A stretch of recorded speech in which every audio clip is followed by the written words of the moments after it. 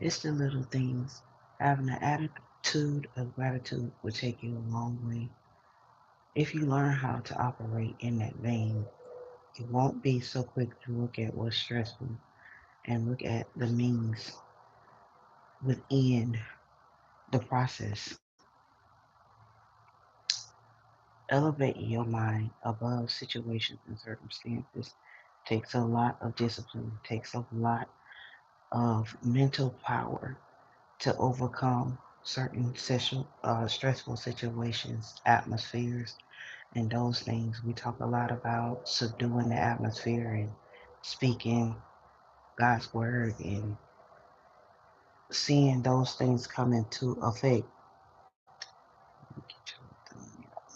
However,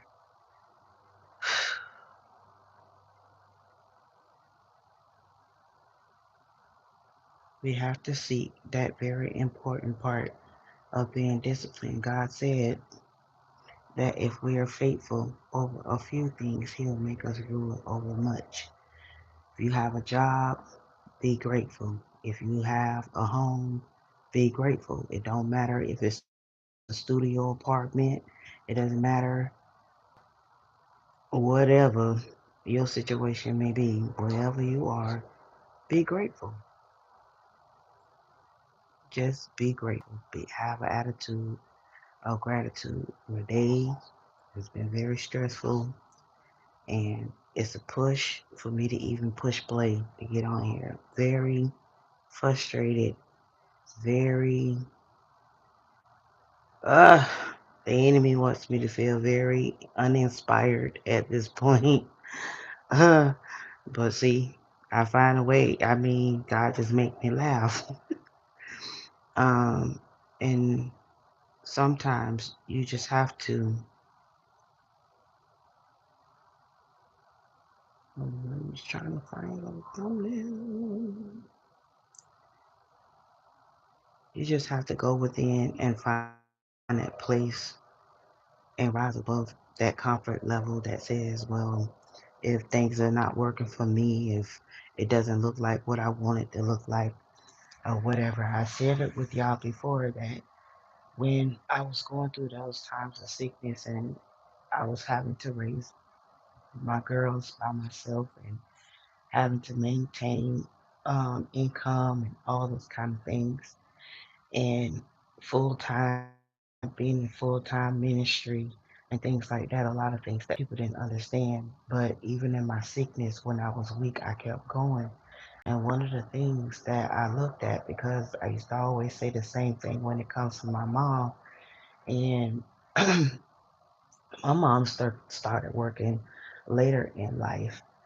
Um, and it's hard sometimes because of people. People always look on the outside and they judge things from what they think they see, what they assume, but they don't know what they view as from their perspective.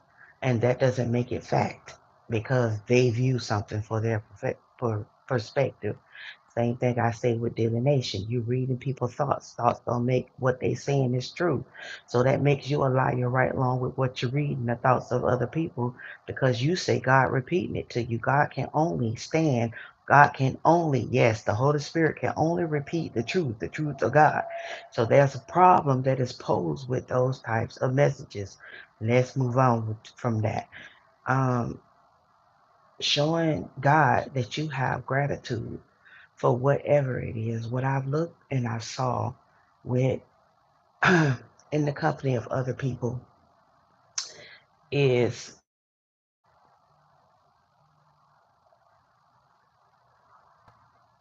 hello.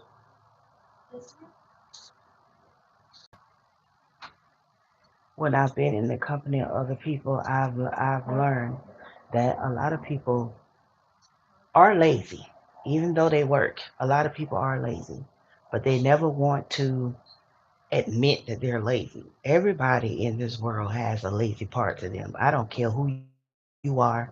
I don't care how much you work. I don't care how much you think you know, how many colleges and degrees and all that stuff. Everybody, everybody. And you know what?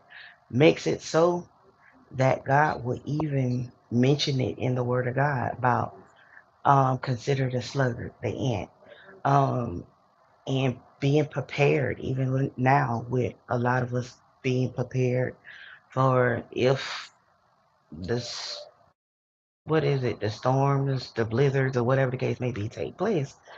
And a lot of people, they so used to like Florida. I come from Florida, so a lot of times when we hear certain things, especially when it comes to snow or um, different storms, if we're in certain areas that it hasn't really been, um,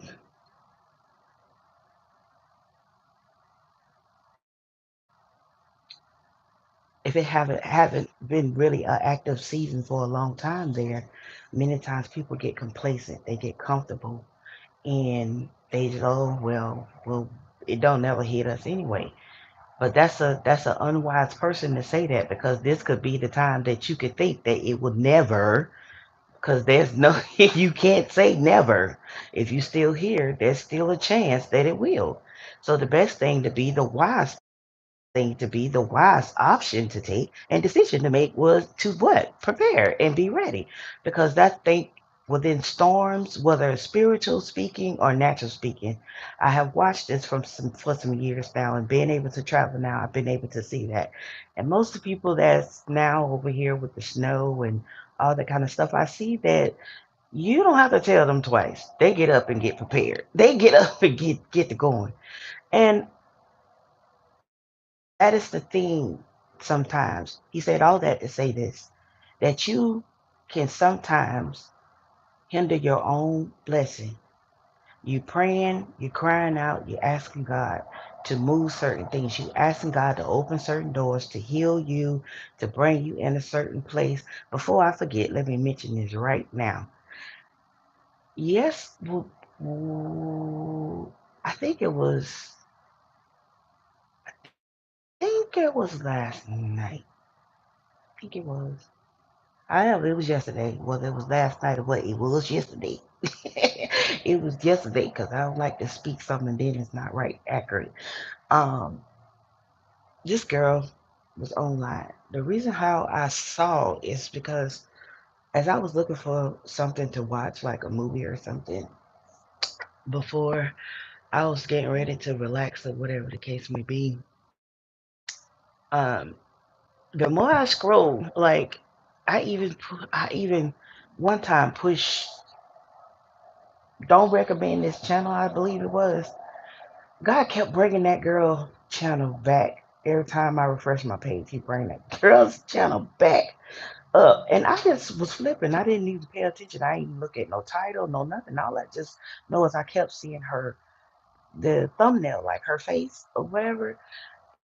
And then I was just getting ready. I was like, Lord, there's nothing that I want to watch. And it's just like, it was just getting frustrating, because I keep trying to find something, find something, find something. And he brought her back again when I flipped my screen. And I'm like, Lord.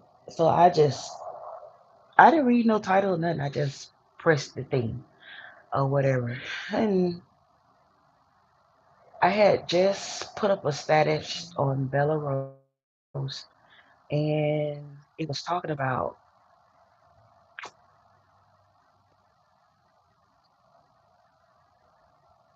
how those who are still up under the curse, they are blinded and they can't see beyond the flesh. They can only see what's in front of them, because they don't know what it is to walk by faith and not by sight. So it's easy for them to get discouraged along their path and their journey easily, because they're so focused on the outward appearance, on the outward of what's going on. And it's just like your rearview mirror or whatever, side mirror, that say objects are closer than what they appear. Sometimes it's not what it looks like, but what it is just that. God said he tests us. You hear a lot of people talking about it's the devil and witchcraft and it's this And it's always, but they never sit down and realize God is above all. He created and all of that. He said, I will test you to see. I tested you to know what was in your heart. You have my phone? You still on phone? Oh, I need to look up this scripture. He said, "Thank you, babies, for being here. Thank you. I love you." I was just trying to do this and get off here real quick because I was really agitated. But maybe God pressed me to get on because I needed to be able to release myself. But all day it's just been a continuing, a knocking, a provoking. It's like a spirit on everybody that I have came across, and it was just nasty, just nasty, just ugh. And it's like I was like, God, okay, God, what is it that you want from me today? Is like, and the more and more, and I sat for like maybe 3 hours and being tempered, trying not to say anything, trying to overlook everything, trying not to say anything wrong, trying not to offend nobody, trying not to, and eventually I just had to respond. And God said sometimes you have to. And it's not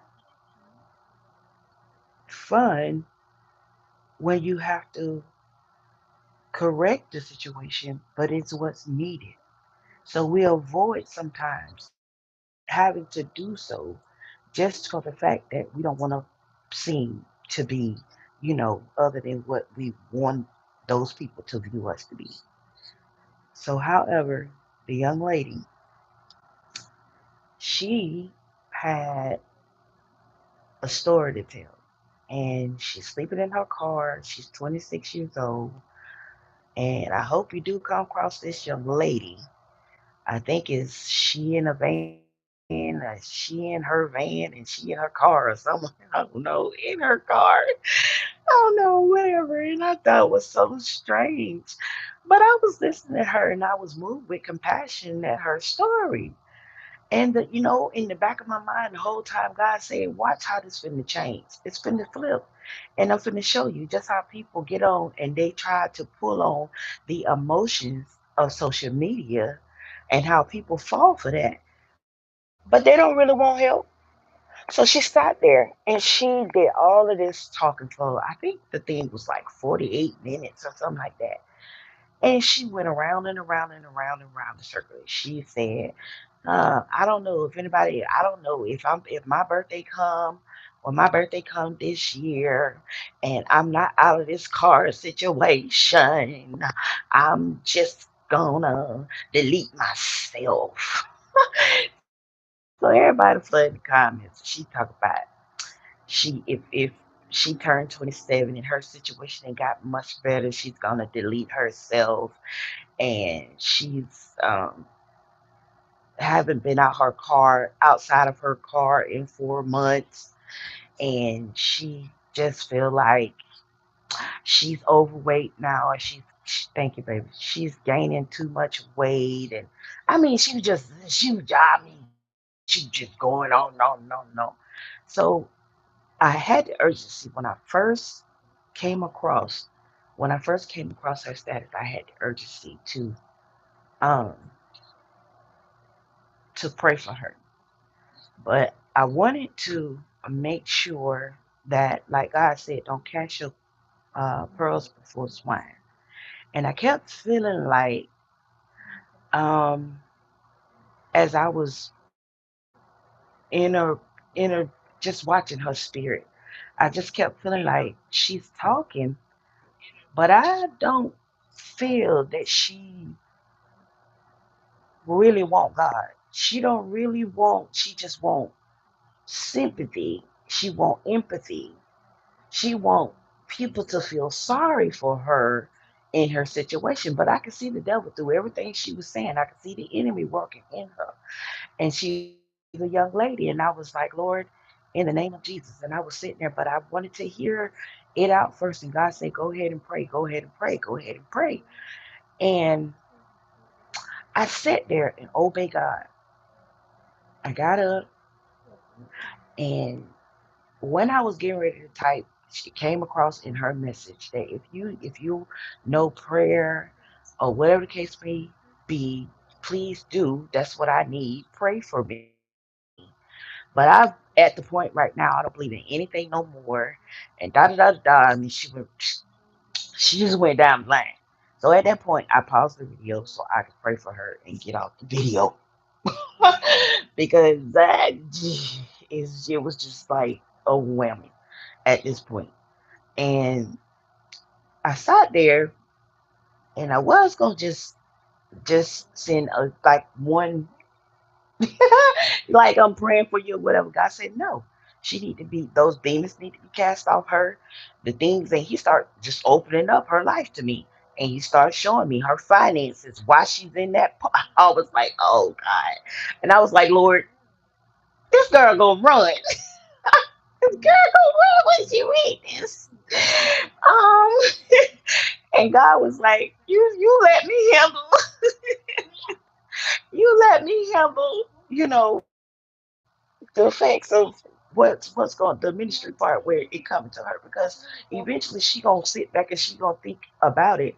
So I went ahead and I posted the prayer and everything, and I started praying over her in every area of her life, her mental state, um, spoke life to her and tell her she should live, not die, to encourage her and to tell her, even when I was that age, I was going through things because by that time, I think I did. Yeah, I think I did. I already had the 4 girls. I already had them, I think.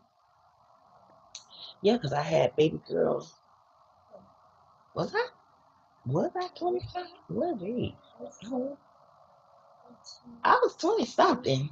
When I had baby girl. And yeah, she 20 something now, I think. And I was like, well, that's a door, for her to understand. That's a part of growing. That's a part of life. That's a part of, and that's why I say you have to be careful. That's what I don't like about divination platforms because you really don't know. Some people play like that girl, but some people do have a mental state that the enemy be already trying to end their lives. And when you come and you speak certain things and you expose certain things about people's lives, you don't know what that's going to trigger them into. Some people are just there, not just on the edge of the cliff. They already hanging off that bad baby. They just got enough strength to hang there, hoping God gonna send a ram in the bush, hoping God gonna send somebody by. But all you can do is laugh at people's pain, hurt, discomfort, talk about people, private parts, talk about people, and you tell me that that is God. So that's basically God saying, "Well, let me go ahead and kick you on over the edge. Let me step on your goddamn finger so you just fall." He never has no release to the people to heal them. Did he say, "I came that you may have life and that more abundantly"? So I pose a question to them in their messages that they say that they get from God, and I understand why God say I have not communicated with them. I don't give them messages. I don't fellowship with them. So they need to figure out what spirit with an S, as they say it, and ancestors and all this stuff that they be talking into. Because ain't no way that God see you out there on the limb where he said he chose for you to live and not die. In Hebrews, he said, whose report will you believe? Do you believe the report of the doctor that you finna die 6 months? My granddaddy had that same testimony, and he died in my lap. But the doctors had gave him up to die. They had told him that he didn't have 6 months to live. They told him within 3 months he would be dead. When we went to church, and Papa, you need to come to church with me and let the pastor pray for you. Papa decided, him and my grandma, because they didn't go to church. They allowed me to go to church because it was my godmother that begged my grandmother, please let me come to church with them and the other kids and stuff like that. It was my godmama that got me from under her for a little bit. And that's how I started going to church. Even though my daddy was a what he called himself a rib. But anyway, God took me down a whole line different than my family. A whole path that's different from my whole family, from everybody. And it's amazing. It is so amazing that I didn't have an appetite for drinking. I didn't have an urge for smoking. I mean, very young, smoking would choke me up when somebody was smoking and stuff like that. Even to the day, if I walk past somebody and they doing all that smoking and stuff like that, oh my God, it just takes my breath away. I had this thing. My grandmother used to drink beer. She used to snuff, what you call that, dish snuff and tobacco in the lip and all that kind of stuff. Cause honey, she was from Georgia or something like that. She was from the country, honey, and she used to have her oatmeal walk in. Oh Jesus, and Lord have mercy. And I used to be like, mm-mm. I used to be like, as a little girl, I used to be like, mm-mm. My granddad is smoking them old cancer sticks, them cigarettes and stuff. And I used to be like, mm-mm. And that's why I said, God know before we even get to that. Before we even get to where we're even knowledgeable of certain things that the past had been. But as we come to the knowledge of that, now it's our decision and our choice to start making conscious choices in which path we're going to lean towards. Because I had what I like to say the privilege to experience the best of both worlds, where I was able to live in the situation where my grandparents and stuff provided for me. I went to private school. I was in modeling. Even after I had my firstborn, I was able. It's not. I can't remember. As a matter of fact, I really don't remember anything that I wanted that they didn't get. But I wasn't spoiled. They taught me the the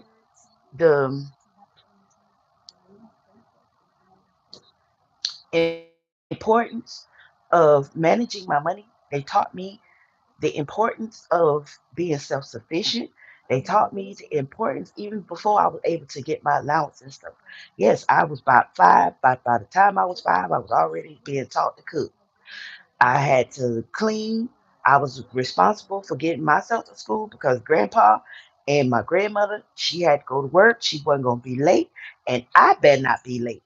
I had to be responsible to get myself out of there, and I was responsible to get back there. She had already prepared the dinner at a certain point, and she would either call or I already knew what she expected when she come through that door. When she came through that door, she expected for it to be done. There was no excuses that why I should be late for school, why I didn't have my clothes out, and she wanted out could have sworn she went to the she went to the military, honey, because when I tell you, but that's how older people are. And right now, today, this generation like to be disrespectful towards their elders when it's so much that they can actually learn, especially when it comes to discipline, especially when it comes to their mouth, especially.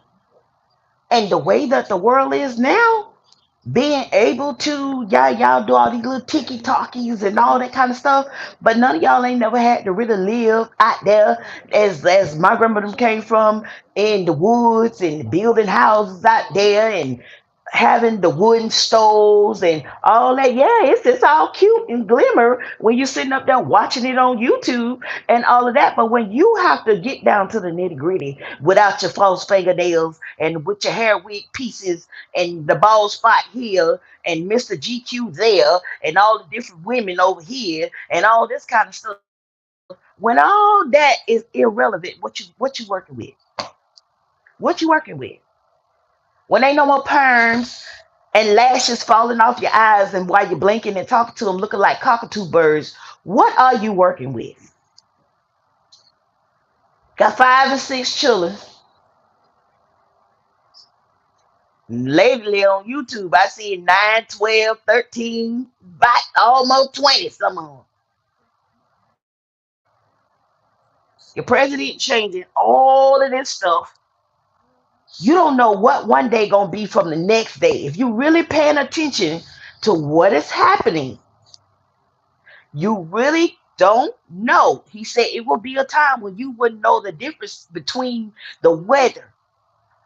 This stuff is already in operation. It's already in operation. And people have the notion, especially young people, to want to play games and think they have time. Do you realize? Do you see the news every day? And y'all dying in groups, in pleathers. He ain't stopping that. If you 2 year olds dying, 5 months old dying, newborns dying, teenagers dying, preteens dying, preschoolers dying, old people dying, young people dying. I mean, really. But somehow, young people always think that they're invincible. And now you got a whole breed of people because it's not just the young people. Because I look at people that's my age and older than me and whatever, and I be just baffled at times, just clueless. Like, Lord, what happened? What happened? Common sense just ain't common no more. It's just, and everybody just, if you really pay attention, just sit up and watch people between phones and drugs and sex and whatever. Today, the modern day woman, that an average woman feel like unless she leave home dressed like a prostitute, this is the word of God.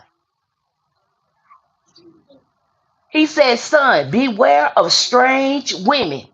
He explained it in Proverbs. He broke it down. He said, these are the women who put on hairs and the stockings and the see-through and showing of their breasts, and they walk the corners and they got this on their face and their hair is like this. He explained it, what a prostitute looked like.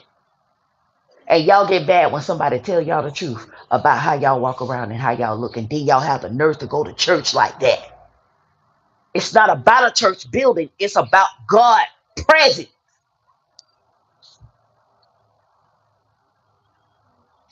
You don't have enough to respect God to go into the house of God the way He asks you and command you to show up. Definitely, you ain't living no lifestyle, because that's what holiness is.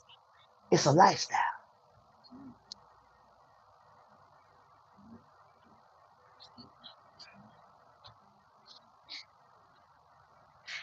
Your children will always do more of what they see you do than what you tell them to do. When you pick up that Bible and you go to telling them, oh, this ain't this and this and this and this, and yet you promote lying, you promote when it serves you, you promote this and that. You run around here, these little girls ain't even 8 years old, y'all plaiting they face with makeup and all of that kind of stuff. Hmm. All these little sports things they put them in or whatever, and all you up there, you just a jiggy and stand, and you teaching them already how to get to the college thing like FAMU, Bethune Cookman. They got to be the, what them girls call the dancerettes or whatever, with the little with the not, they don't wear tutus now, honey. They y'all just, I mean, every all the body work's got to be showing.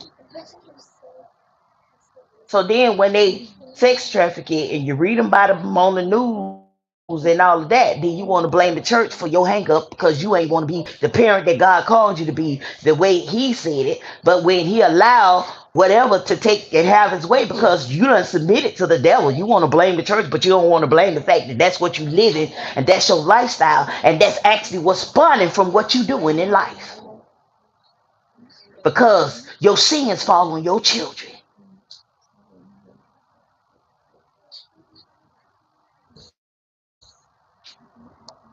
So yeah, we looking at more than now ever just to sit up and just think about it. The girl was 26 years old. 26. Can many of y'all remember what you was doing at 26? And if you was either living with your parents or either have enough to have your own place, to be established at some point, to hold a job? Where was your mind? Was you thinking that at some point, if you went to college, that you had at least some form of idea what you want to do? Now, the average child, I still call them children. You're 20 something years old. You're having an identity crisis. You don't know whether you're male or female. And that's obvious. That's the saddest part about it. Then the next breed of them, they want microwave, fast fame, fortune, money, and all that, and they're willing to sacrifice their own life to get it.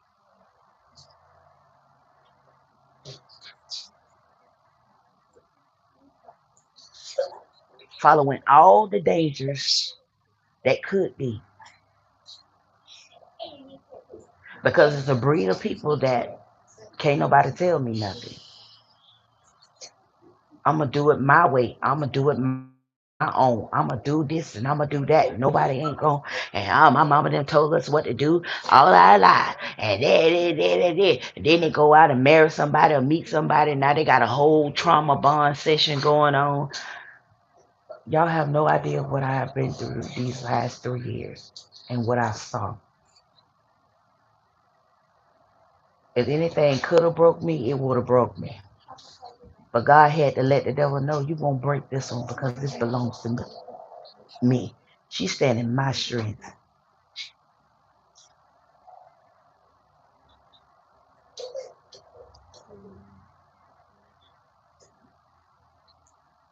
When you have a attitude of gratitude, you learn how to glorify God in everything, in all things. You will see, instead of you chasing things and blessings and all of that, you will find they will find their way to you. What you go out to do, God will be with you and He will go before you and He will open the doors that you need if it's for you. But when you always complaining, He said He hate murmuring and complaining. So we gonna stop right there. Murmuring and complaining will hinder. I don't understand when y'all supposed to be asleep how I'm hearing anybody conversation.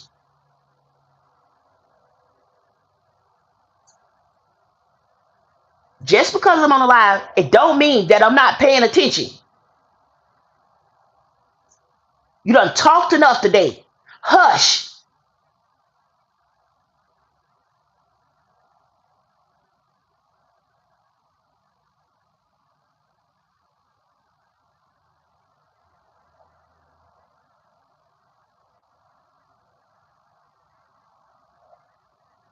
See what I mean? As soon as I get on the live, everybody feel like they want to out talk me. She'll come and she'll knock the door and bang on the door and I mean the whole day.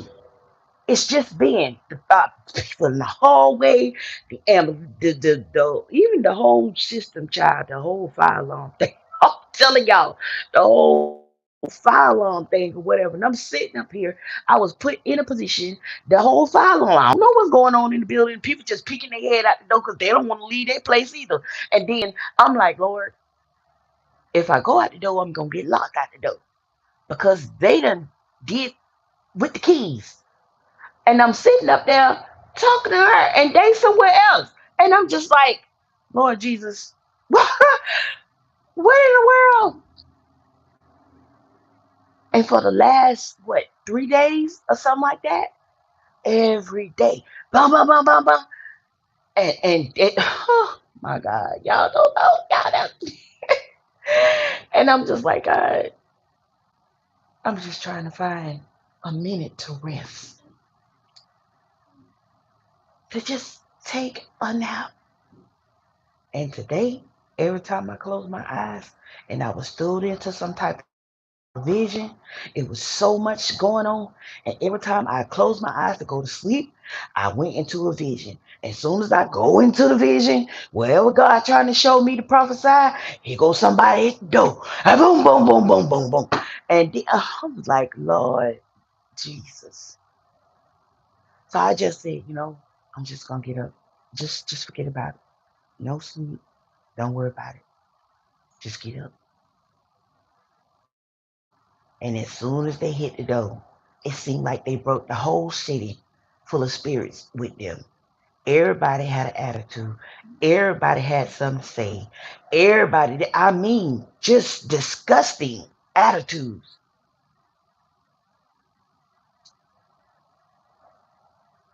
She got them so that every time somebody say something, they wired that they have to say something back.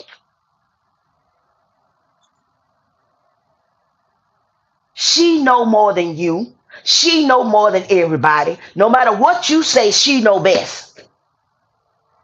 But her life don't look best. Just to be honest. That's the thing that really challenges me. That really gets on my nerves. Somebody sacrificed to put themselves in harm's way to help you, and all you can do is run your mouth.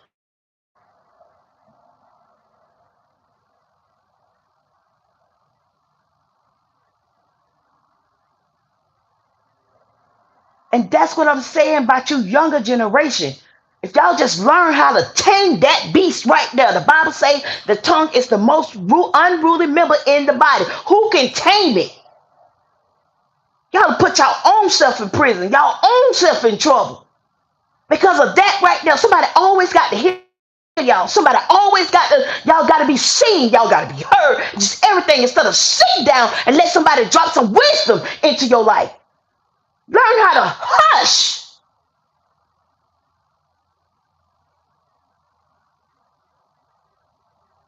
Say just like the mule or the horse with the bit out of his mouth or whatever. Ain't no nothing to wheel it where it need to go because without it, it's just crazy. It's a wild donkey.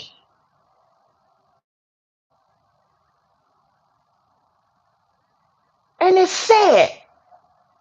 The more somebody tell you, just dig yourself in a deeper and a deeper and a deeper hole.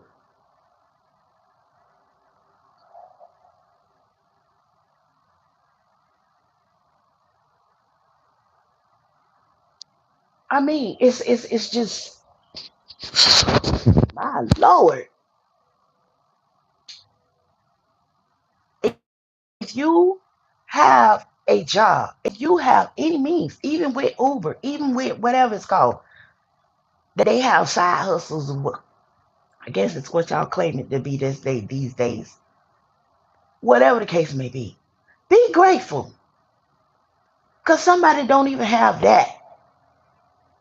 Be grateful. Whatever clothes you wear, bump the name brand. Be grateful.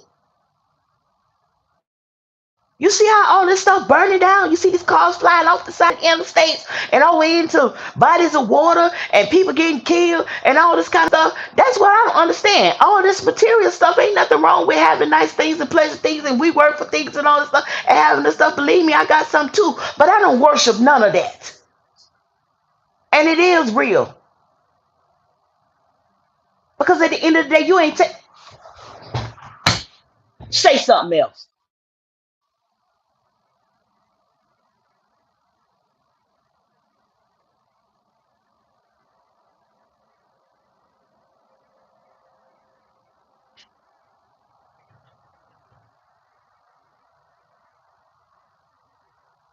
At the end of the day, if you don't have a sound mind, you ain't working with nothing.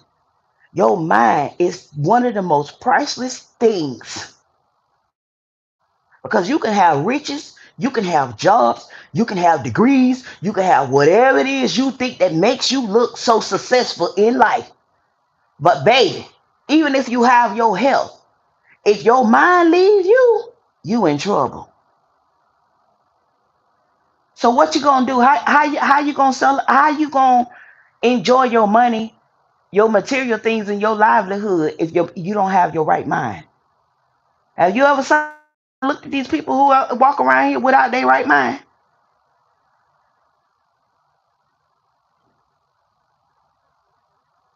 So you would think that would be the most noble and the most sane thing to do when you can look up and tell God thank you because he didn't have to do it, but he did. He woke you up this morning. You had a roof over your head. You had water to drink, clean water to drink. You was able to get your little hairstyle. You was able to get your little nails done. That's out of just the norm. So count it all joy. That's a blessing.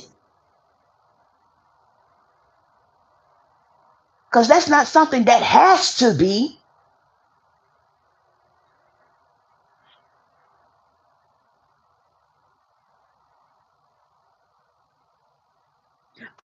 I was looking on Tiki to Tiki Tiki, and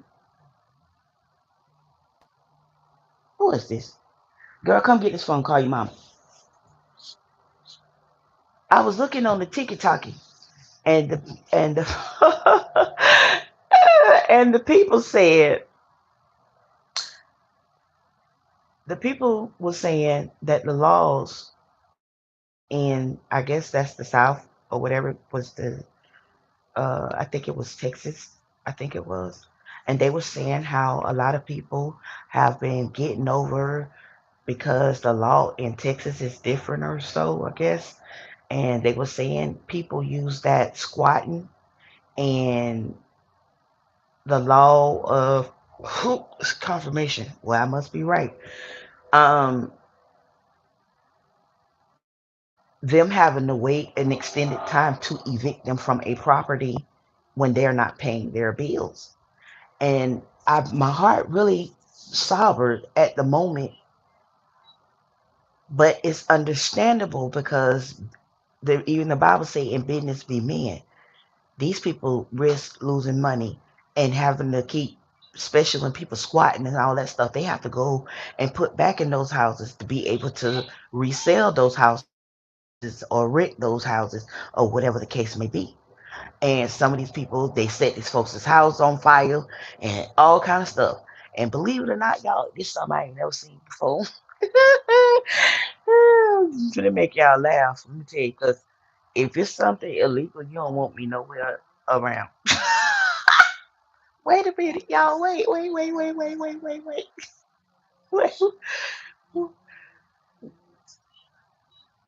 Let me tell you. So the lady is a lady that I knew from when I was a little girl. Okay. She was in the evangelistic field, and she met me. She met me somewhere one day, and she said, "You know what, um, Sister Natalie?" She said, "I'm going to this. It was some type of some type of revival or something like that. They was going to." Oh my goodness, y'all! I was so happy. I was like, "Oh yeah, that'll be a good, outing for me to be around, some real godly church women and blah blah blah." Y'all, I go and jump in there with her, and she takes us to this house of the lady that was gonna be preaching that night. So I didn't know who she was. And I'm just from the moment we pulled up, and I'm like, Lord, this lady look like a celebrity. Okay. And I'm like, ooh. And the more and more we drove up this little spiral driveway and all that, y'all, this look, it was so nice. I mean, like a mansion. It was so nice. And then when you walk in the foyer, the tall, the ceilings and the chandelier and all. Oh, I love chandeliers. All that. And she had it decked out too. It was decked out. And now you hear me? And the more she took us through the house, and she was just showing us she had a grand um dining room in there with a big grand table and all that stuff. And y'all, look here. She had us to. It was because I did go in there and help cook something because she was trying to get ready and she was running a little bit late, but she wanted to make sure she made sure her guest was, and so I told the evangelist, I said, well, I help you finish cooking the whatever, and stuff, and they know me to be clean and all that, so that worked out really well or whatever. So we were in there, and they was talking. Remember I told y'all I don't like people who gossip and stuff. So I would be off from them or whatever, and they was like whispering. So by the time we left to go to the service or wherever, y'all would just had to see my face in person. Y'all would probably need diapers right now. Messed around and got in the van, y'all, to go where the lady was getting ready to preach. And somebody blurted it out and said, I can't believe this whole time she been squatting in this house and nobody. Baby, I almost jumped out my skin and the van. The girl behind me, she was in tears. She was like, did you see Sister Natalie ass? Because I was like, what is squatting? So somebody said when we was getting ready to go in church, she was like, that means that's not her place. That she yo, we had to go back to drop some of the people off so they could get their vehicles and stuff like that. The lady was like, well, y'all got to drive all the way back to Florida, back to Tampa. Y'all don't want to stay here tonight. And I was like, I don't know how I'm getting home, but I'm not staying. I'm not staying. She was like, what's wrong with her? Nobody, everybody was looking around. They was laughing up under their breath or whatever. And I was like, oh my God, that's the worst thing y'all, that's the worst thing y'all could have told me. So I was like, oh, my mom said I got, oh, I got to go back and get my, I got to go back home and get my kids or whatever. I could not believe that, y'all. I promise. That was what the first time I heard a pastor's doing anything like that. But squad, I didn't even know what that was. I didn't even know what that was. And by the time she said, and I'm looking, all my mind just kept going back to is, wow, that was a beautiful house. And how unnoticeably she had been, y'all, she had been in this house for over 2 years. Let me tell you, look up a few months after that, and I bet you if I was to mention the lady name, y'all probably know her. She one of them prophetess that be on media or whatever you call it, TV and stuff. Yes, yes, yes. And I looked out one day, did somebody text me and tell me she was on there? Or did she just come across the news? Yo, I sat up on my sofa and slid off the sofa on the floor. The lady that we went to the place and the thing that's the same house that was on TV, yo. She was on the news. They put her out there too. I don't know, y'all might be able to look it up. They put her out there. She prophetess. They had her preaching. Oh my God. I was like, oh my word. You gotta be kidding me. You have got to be kidding me. And they were saying that the people were gonna break up on the lawsuit and how the people was trying to get her out the place and all this kind of stuff. Not lo and behold, here I go to a church service, and guess who came walking through the door? Lord Jesus, y'all. I was done. I was done. I was so done. Because she went across that floor and testimony service and praise whatever, the way she was acting in that church, y'all, as if she owned the property, she wasn't worried or whatever. I ain't never seen that. I'm just saying, I have never witnessed anything like that in my in my life. And I was just like, Lord, I just asked you to do a different thing in me that I can be an honorable woman before you, because that is something to be having to look over your shoulder every day. And she had kids. She had kids or whatever, but it took them people a minute to get her out of that property. And she went. She went. Apparently, that wasn't her first time doing it, but she went and did it again. And this prophetess, TV evangelist, or whatever you want to call her, she actually made good money. She sure did. Um,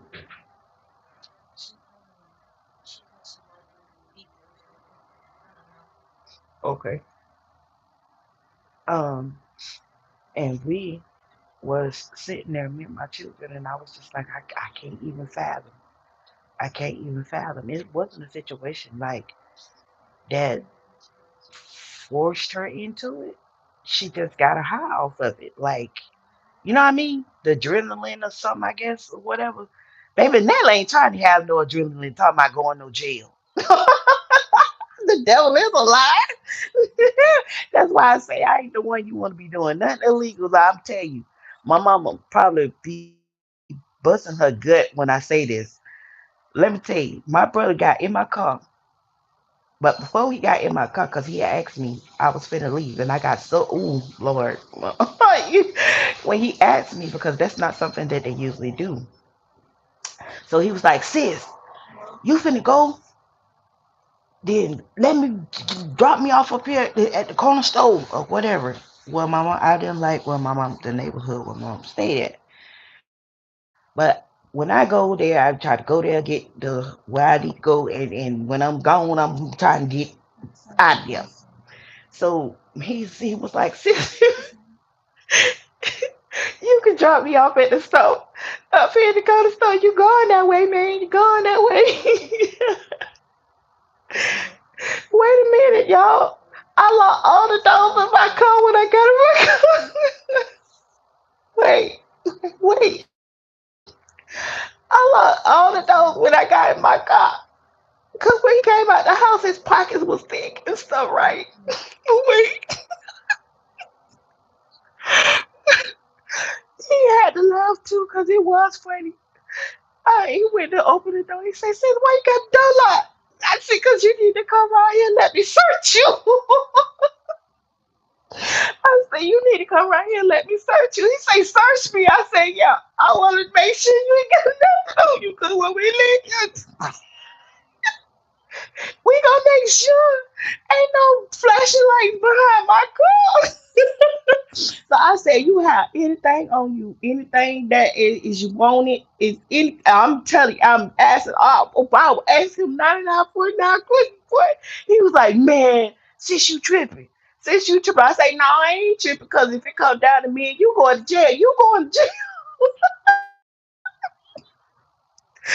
And oh my God, it took him so bad. I only had to go like three streets up or whatever and drop him off at that store. But you should have seen how I was looking at him, and lo and behold, this police officer gets behind my car.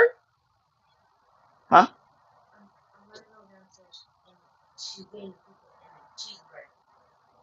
Is she down there? Okay. You taking the phone with you? You got to come back up here.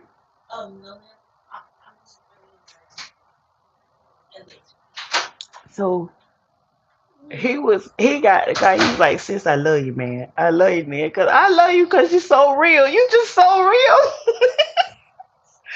And that junk, I mean, the whole way to going to where I was going, I had to laugh every time I thought about it. I had to laugh because that's my same brother. I told you, he always give me a run for it. Okay, my baby brother, he don't do stuff like that, but the one that's up under me, he be trying to life.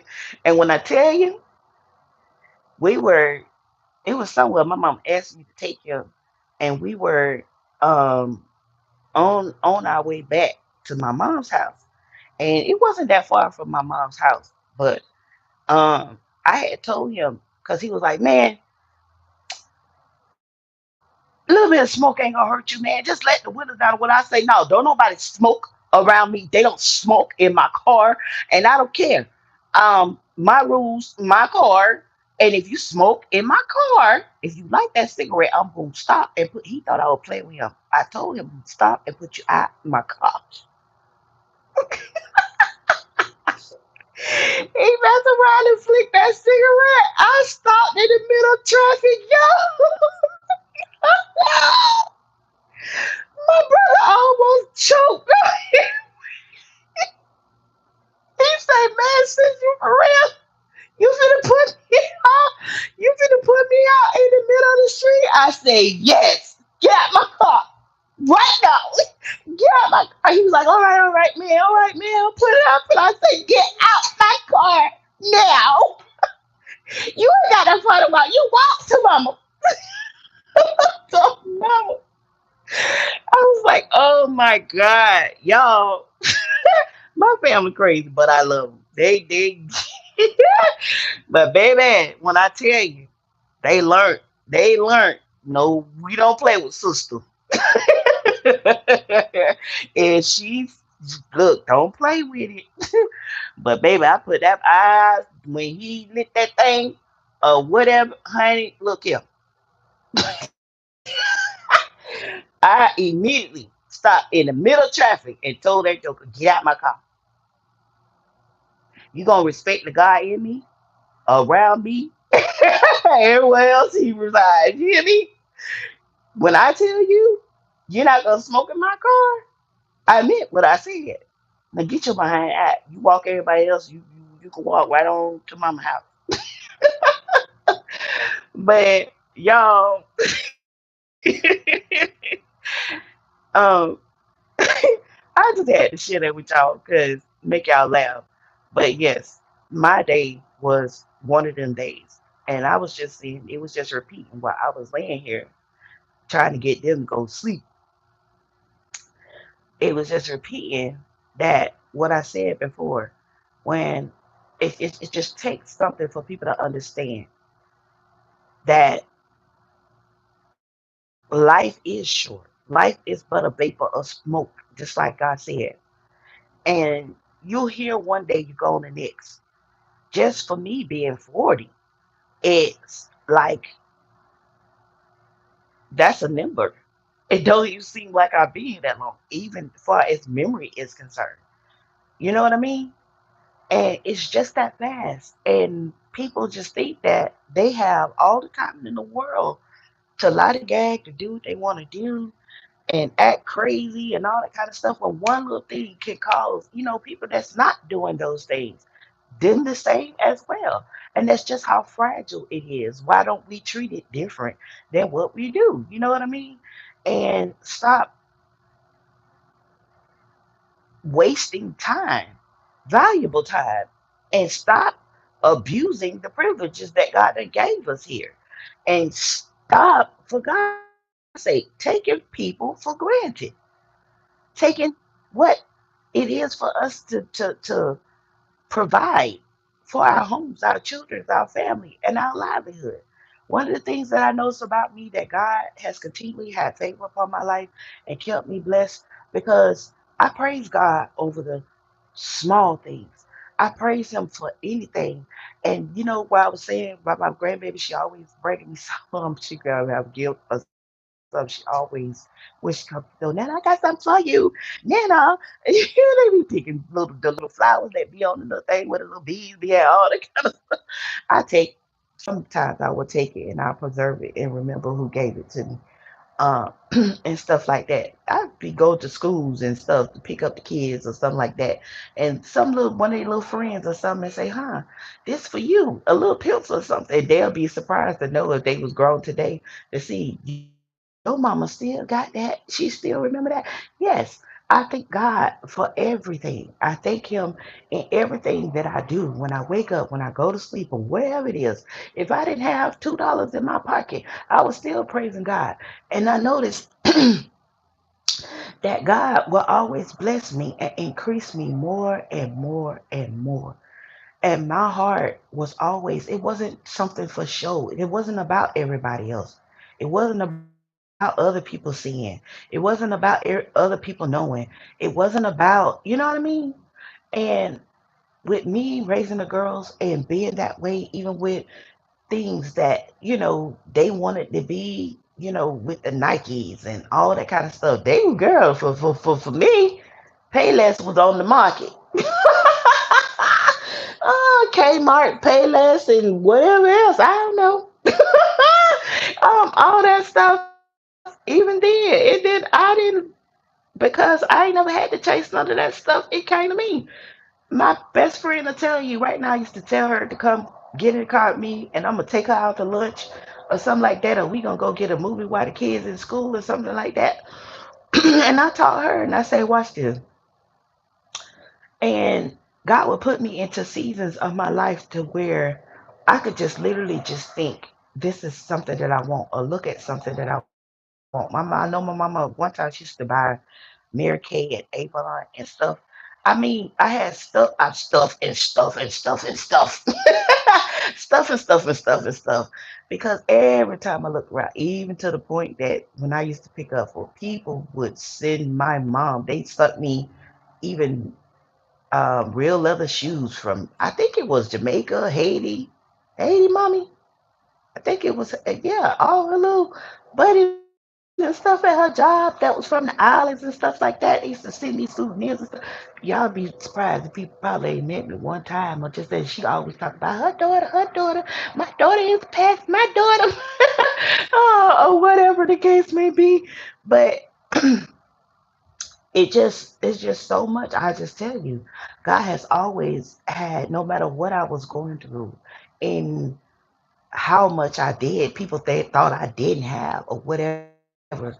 I was never the person that was sitting around. I wish I could have, should have, or I just. And then when I went out to get jobs for some kind of way, and my girls, but this one Pacific child of mine. Oh, when I tell you, and me and her children was just talking about this. It seems like when I tell you, from the time she started working, this girl would get jobs. I mean, people that would be waiting years for these jobs. She go, and the next thing you know, she done got hired. Pay good. You hear me? Her daddy was the same way. And everybody used to be the same way about her. But I'm gonna tell on her right now in case she do get mad. She always complaining. She always complaining. She finds something to complain about. I told her she gonna be late for her own funeral. I never seen somebody always late, and she gonna make it be about you. You the problem. You don't, no, you the problem. Either let me sleep 2 more minutes, 5 more minutes, turn into 20 more minutes, an hour, and all that stuff. No, you can't blame nobody but yourself. You know what I mean?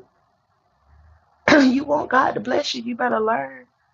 Better learn how it works, because that's called, yeah, they talk about law of attraction and spiritual laws and all of that. See, God is obligated to his word. He's obligated to those things that he have established spiritually, if you want to call it spiritual law.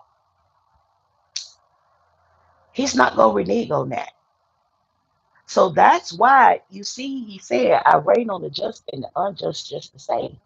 Just the way you prosper, somebody evil prosper the same way if they take that same principle. Most rich people, rich people, they understand that principle.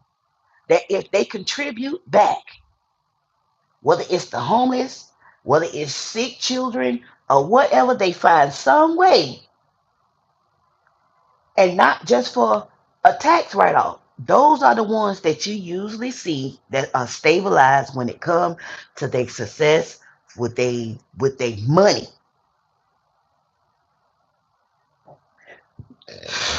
There it is, confirmation.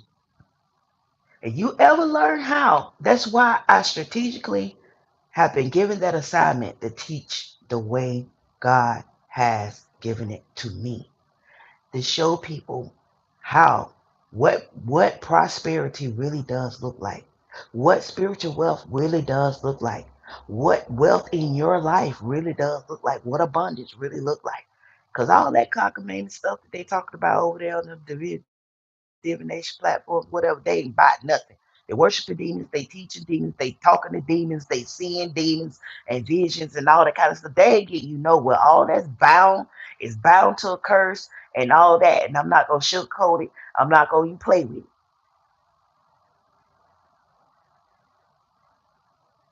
But when you do things and you align with what God say, He can't help but bless you. Many people don't understand that. He can't help what but bless you. That's why so many people sit around hating on people that they gossip about, hating on people that they done made assumptions about, and spoke all this negativity and all that because all you do, actually, that's why I don't pay no attention. All you do is cause God to bless me even the more. Because you don't like me, because you try to block me, because He said, I will strive with those that strive with you, and I will fight against those that fight against you. He'll bless you in the midst of your enemies. Then He said, I prepare a table for you in what? The presence of your enemies. Everything about me is anointed, even though my children cut up sometimes. Well, a couple of them, not all of them. Y'all. I guess my baby be saying, Mama, that ain't me. but no, even though they got this season where they start cutting up or whatever, let me tell you, and I can say they was truly blessed. They've been truly blessed. That's the only thing that makes me mad with them. It's not that they out there in the streets and they doing stuff like a lot of people you see. No, they just get aggravating with their attitude. Like, you know what I mean? And they don't have half of them don't have a living father, okay? So for you to try to act up and you're gonna end up getting snatched up with your mama. We ain't having that. I don't care how old you get. No, we not having that.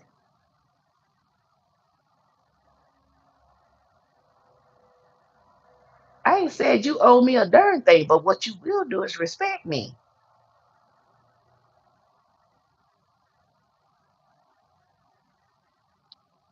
And you ain't saying that when you out here on. Anyway, let me. Oh Lord Jesus! But I just have to be real and tell it like it is, cause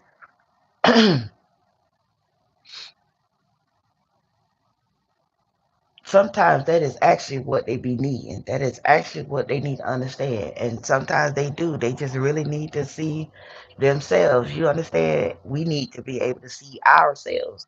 That's why I said you were just sitting up here thinking about the whole day. What could I have done different, Lord? What my thoughts was like, and just I just began to say, Lord, I don't know, but I just repent anything that's not like you, whether it was my attitude, whether it's something I did or said.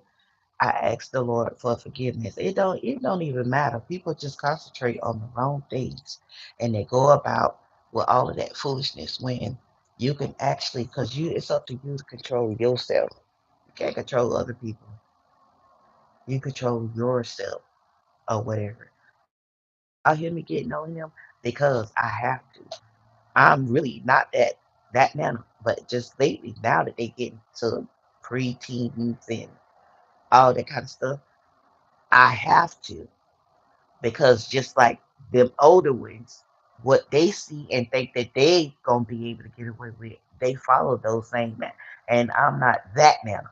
You see what I mean?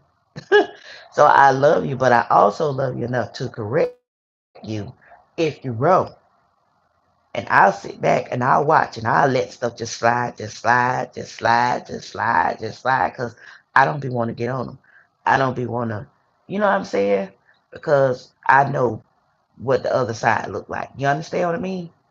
But however, it's sometimes I have to do just that. So you you can't feel bad. That's the way God is with us. Out of all this grace and all this mercy, all this, we still be having hard heads to do what we will, and He had to let a little few hard knocks come and shape us back into what He will. Amen. Glory to God. Well, like I said, whatever it is that you complaining about, y'all think it's just me. No, I'm on here because somebody really need to hear that. You all voice me, or you got an attitude and thinking that, and God is saying, you better learn how to have gratitude. You better learn how to appreciate what you have, for you don't have nothing. Because it's just that simple. It's just that simple. It's many people. My grandma used to always tell me that. You know, she used to tell me that all the time. She said, "You know how many people would love to have what you have and dead and gone?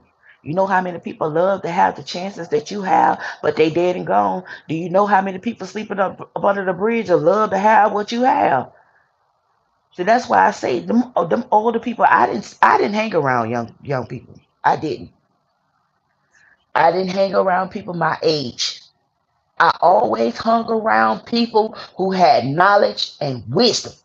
I always hung around elders, older people, girls that was older than me, women that was older than me. Even when it came to when I did start dating, I didn't really look at young boys like that.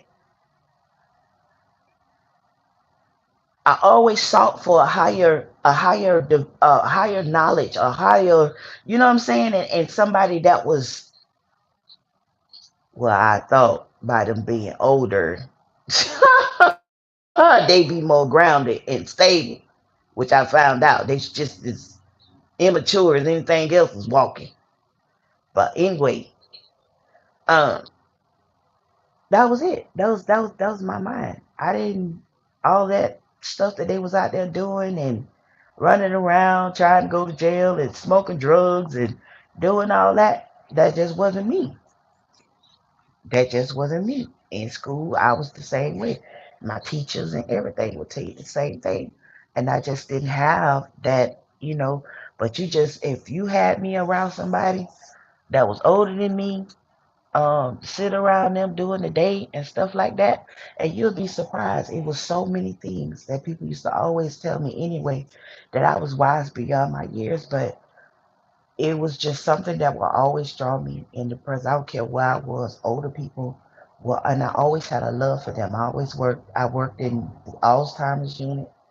I worked in Altera, in Southern Place with those who had Alzheimer's. I had to work in Clearwater with some when I was working two jobs, and it was just so many things that I learned that just looking over their lives. I had a privilege to when I got hired at Sutherland Place, there was a judge and there was a teacher. And I walked in the judge's room, they had her a private domain where the families who could afford to pay for better, you know, care for their family members. And she was one of the people that I had to, because I used to work like what, 11 to 7. I think when I was there, I worked from 11 to 7. So I had her shift, night shift morning. So I had to go in and I would have to bathe her. I would have to make sure, but confirmation, she couldn't speak. And when I got hired, I started doing what God told me to do. And I say, I know she can hear me and stuff like that. But she was at that point that her her limbs were now contracting. And I noticed that when I was being trained, how the nurse would yank her and how she would pull on her with no concern that she was in pain. So every time she yanked her to change her bed or to change her, then you would hear her let out a moan, and she'd be like, "You," or whatever. They had cameras in her room. They had cameras in her room. She even knew when my shift started. She got to know me. She could never say a word. But when I would walk in her room, that lady, that judge that was on that bed, she would light up. Whenever I went in there to freshen her, to get her ready for her morning and all that kind of stuff, I was easy with her. I would pray over her limbs. And I would just say, just let me, just blank your eyes and tell me if it hurts or whatever. And I'll just rub my hand down and all the little places like where because her family was, yeah, ooh Lord, they took care of her. You hear me? Her nails was done, all that kind of stuff, and they would make sure she had Victoria's Secret and different things that she liked to wear when she was, working and stuff like that. How she lived, you could tell she was well to do. And I would go in there and I'd take her brush and I'd brush her hair, and I would take my hand and I would just go and I would just massage her scalp. And y'all, she would lay there and you could see her eyes. Her eyes would just roll back in her head like, oh, that feels so good. And then when I put her lotion and stuff on her, and I come and I show her which one of these you want, to put on today. You want to smell like this or you want to smell like this? And she'll sit over, I say, blink your eyes one for this one, blink your eyes twice for this one. Then I would take and I would lotion her down and I would massage her legs and everything. And when I got to her feet, I would rub her feet and massage her feet. And I would pray at the bottom of her feet that God began to give her access, that the heal begin to heal her, heal begin whatever. Then I got there, her arms were so contracted that she couldn't do nothing with her arms and stuff. Before I left that job, she had got to the point that when you come in there to change her, she could now reach her arm, one of her arms she would take and she would grab hold to the railing of the bed to try to help you when and assist you when you come in there to change her. All that when they would come in there yanking her and she would be you know crying and stuff like that, they noticed. Before I had left there, I had left and I had said I was gonna put in my 2 weeks notice because I was planning on doing, well, I guess that means it's time for me to get off when it start going out. Um, or whatever. I think we back on here.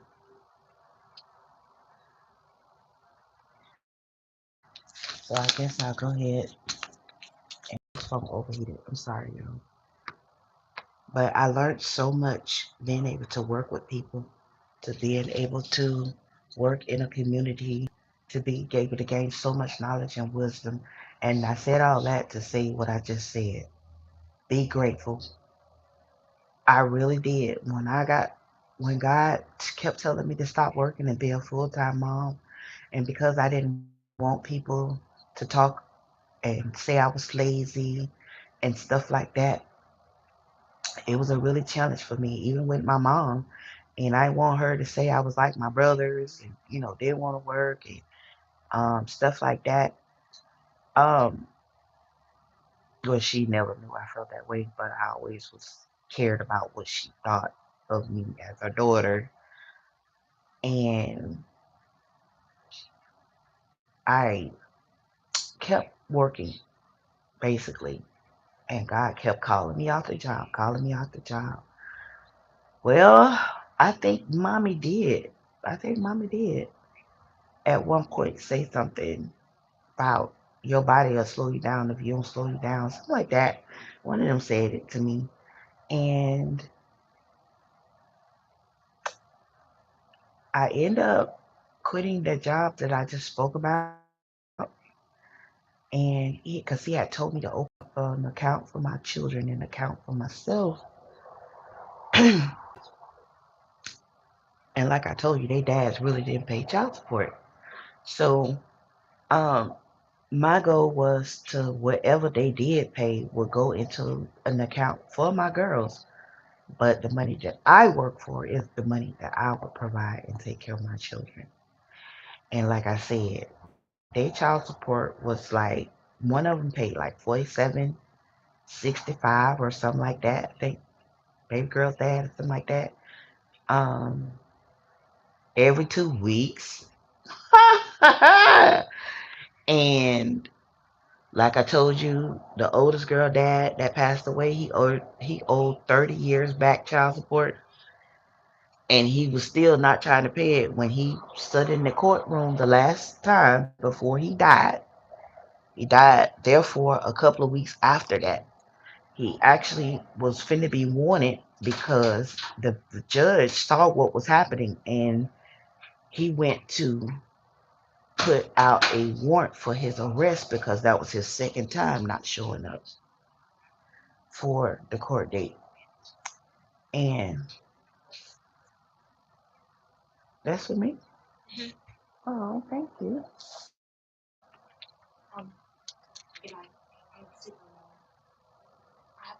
But that's for the girls, ain't it? This pizza?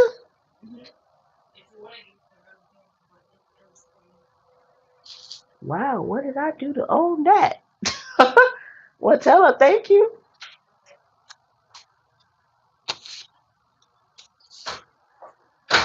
But um, praise God. But well, that's a shock, yo. Oh Lord. I guess my oldest baby say, you know what, ma? I love my big baby. Y'all can see. I think one of the last videos that I just posted on Bella Rose, you can kind of see her a little bit on there. I think the ones that I had with our faces and stuff, I think I put it in unlisted. I believe it was. Because God was telling me somebody was trying to steal my content and do things that they shouldn't. So I had took it down or whatever. But it's still some with them. I'm starting to a little bit post, but I'm not. I still won't be posting my children and my grandchildren like that. But you will see more of me, my face, and stuff like that. Ooh, confirmation. As it go. But nevertheless, um, I was so busy thinking, people was gonna call me lazy or and the kids had to be provided for and all that. And I already know they were stepping up to do what they needed to do when it came to not even the ones in the military, honey. Honey, I don't even know how a lot of stuff that people said and well they was getting all that assumptions that they was making from, because honey, this what they was assuming wasn't even happening, okay? Not at all. I had to do the work. I had to do what I had to do, and it was not a problem because my grandmother always taught me, Natalie, what you birth into this world, what you bring into this world, mama's daddy, mama's baby daddy, maybe whatever the case may be. You just make sure you take care of it. And like I always told them, I never taught them against their fathers or anything like that. But I always told them, what parents don't understand when they be at war with each other. And I believe that's why God always blessed me and my girls, and provided for us no matter what. Um, I always taught them to respect their fathers. And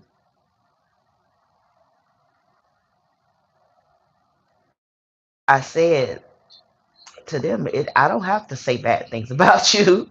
You do enough that eventually the girl's gonna be old enough. They gonna know if mama was or if daddy was. You see what I mean? So you don't have to go and downgrade your children's parent, absent parent, and all that kind of stuff, and bring these kids up to be having traumas like y'all done had and stuff like that. That's something that I never wanted for my kids, for my children. So I always made sure that they had that. And until this day, I still don't play that. You will not. And one of the things I can say about their fathers is I don't care what they did behind my back. That's behind my back. If you notice, they didn't do it to my face. Okay? So therefore, that's what you need to understand. But as far as the girls and stuff like that was concerned, and even really when I was in that company, they didn't let nobody else disrespect me either. Now, God will say, confirm this right here. That is the God honest truth. Not neither one of them. I don't care where I was. I don't care um, if, with the girls or whatever, we had that agreement with one another when it came to the girls that they wasn't going to see us being divided, because when that happens, children learn how to manipulate. So they find out whether they can get more from the daddy from the mama, and they'll use it and they'll manipulate. Yes, they will. Yes, they will. Yes, they will. Mama said no. Now I'm going to dad because daddy got yeses. Or vice versa. You know what I mean? And we had to learn that. We had to learn that early. But I thank God for that much that they really did back me when it came to chastising them, when it came to being there when I needed them to be there. And they were getting older and stuff like that. And they still had a respect for their fathers. You know what I mean? That it held. You know what I mean? It was firm. So I appreciate that. You know what I mean? Because for me, it wasn't about child support. I didn't even put them on child support. It wasn't about money for me. What mattered to me is what I didn't have, and that was my dad in my life. You feel me? So when my dad left, my dad was 7. The man I know to be not the man that gave me his last name, but the man that I know to be my real father. He came to pick me up. My last time seeing my father was I was 7. And as a man, he came to my grandmother and asked my grandmother if it would be okay for him to take me for ice cream. And he needed to talk to me about something. He just wanted to spend time with me. Um, being my grandmama, who she, she was really firm about a lot of things. So I could tell what I do know about him. He was very nice. He was a very nice looking guy. And I noticed how he was at that time. He was working for the city. He looked like he was kind of well to do, if you ask me. I don't know like all the depths of him, but I did know from even then that I felt like either he was married or he had another family somewhere. Because when he came and talked to me that day, even being a 7-year-old, y'all think children don't be knowing. Children be knowing. They understand a lot more than what you think. Um, but what it was that I respected is that he didn't just walk away from my life. He thought enough that he would come and try to explain the best way he could to a 7-year-old why he wouldn't be able to see her again. Capiche? So what was going on between them was way more than, you know what I mean? And what I gathered that he was trying to let me know that it wasn't my fault, that it wasn't about me. You get it? So as I got a little bit older, my grandmother opened up to me, and I found that my cousin is my sister. So I understood that he had a big situation going on, basically. So I released anything harboring anything against him or any resentment or any of that stuff. Because I felt like if he took the time, then he must have cared. Because he could have just left and not never came back again. You know what I mean? It was something tragic that happened to me. Just before that, I think I was like 4 or 5 years old. That today I'm telling y'all, I'm a miracle. This is I'm listening to a miracle. I was never supposed to walk again. Um, and that's gonna be in my book, so I can't go deep into it. But my mom did reach out to him, and he showed up. I don't know if he was married. I don't know what the situation was, but I do know that he showed up. And that's what my memory serves me. Like I told y'all, God did something for me that I think many people don't know what that is. Many people don't experience that. There's certain things that was traumatic. There were certain things that were done and said to me. It's not that I don't have like some knowledge of it, but I don't have attachments, say that, to the trauma. Like people go through life. My mama didn't treat me right, or my daddy left me, or I was abused sexually, or all that kind of stuff. And they say how given that's their testimony in their life. But most of the things people grew up with, and that I think the most thing that I carried with me was the fact that understanding that my mama was on drugs for a brief time, the things that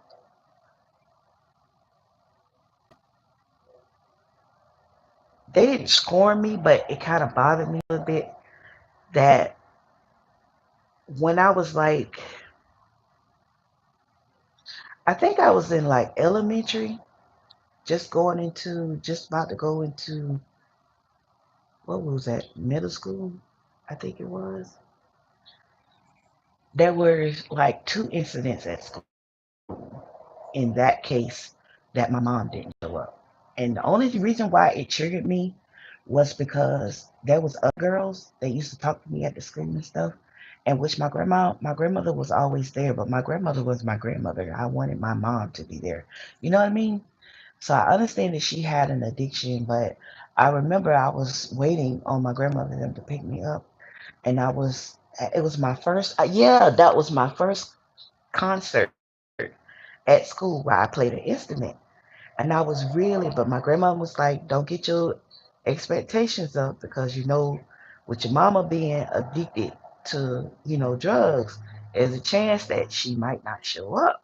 So I don't want you to be disappointed. I want you to go and put your best, forward or whatever. And I remember sitting there and I was just looking around, looking around. I was just hoping that my mama would take at least 15 minutes to come and see me at the recital to play at the Christmas concert. And I was playing the pianicas that year, I think it was. Right? Yeah, I was in elementary. And afterwards I was waiting on my grandmother and my grandfather to come pick me up, and still no mommy.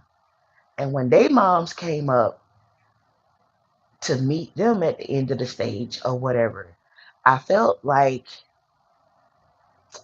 there was something missing, if that makes sense. I felt like I was at that point, like not abandoned. I just felt like that was a disconnect. Like I wanted my mom to be there and I wanted her to be able to experience certain moments of my life with me. But it's like it was between me and her addiction. You know what I mean? So my grandmother, she used to always try to throw it at me to make me hate my mom and be like, well, she chooses everything over you, and you know what I mean? You're gonna grow up to be just like her, and a rockhead or a trick and what a, yeah. Out of all that spoiling me they did. That's why I said I experienced both worlds. The toxic as well as the good. You know what I mean? So it wasn't people always thinking like you was born with a spoon in your mouth, or I went through hell quietly at that. And it was nobody but God that kept me, that kept my mind, that kept me in a way that I should have been crazy. They called me crazy, but honey, I should have been. If it was for what the devil wanted for my life, if the devil had his way and the witches that they claim, then I probably would have went the path of my mother. But God had a purpose and a plan for my life, and it didn't entail drugs. It didn't entail being a prostitute. It did not entail being promiscuous, no matter how many children I had. It did not entail me being broke in poverty, what people think. So that's why I live the way I do. I could care less what you think. Say that. You ain't never put a dime in my pocket. You ain't never did nothing for me. You broke, brown, busted, and disgusted when people didn't know whatever, and probably was the one coming to me to help you. So why in the world should I care about what you done went and told lies behind my back at that? You ain't man enough and got BALLS's enough to stand flat footed to my face and say what you had to say. Psh, get out my face. You don't get no respect from me. I think's not. I think's not. And anytime a man will sit up at his job and always talk about baby mama this, baby mama that, all this kind of stuff, trying to get be an attention, you know what, to get sympathy from women to make them like him or whatever, because baby mama is the one made him look good. And sit up there when your baby get out of high school and she's stuck on the side of the highway, and you let some chick tell you that you shouldn't get off of work to go make sure your baby's not in danger, and you leave her on the side of the highway. Talk about you have to stay at work.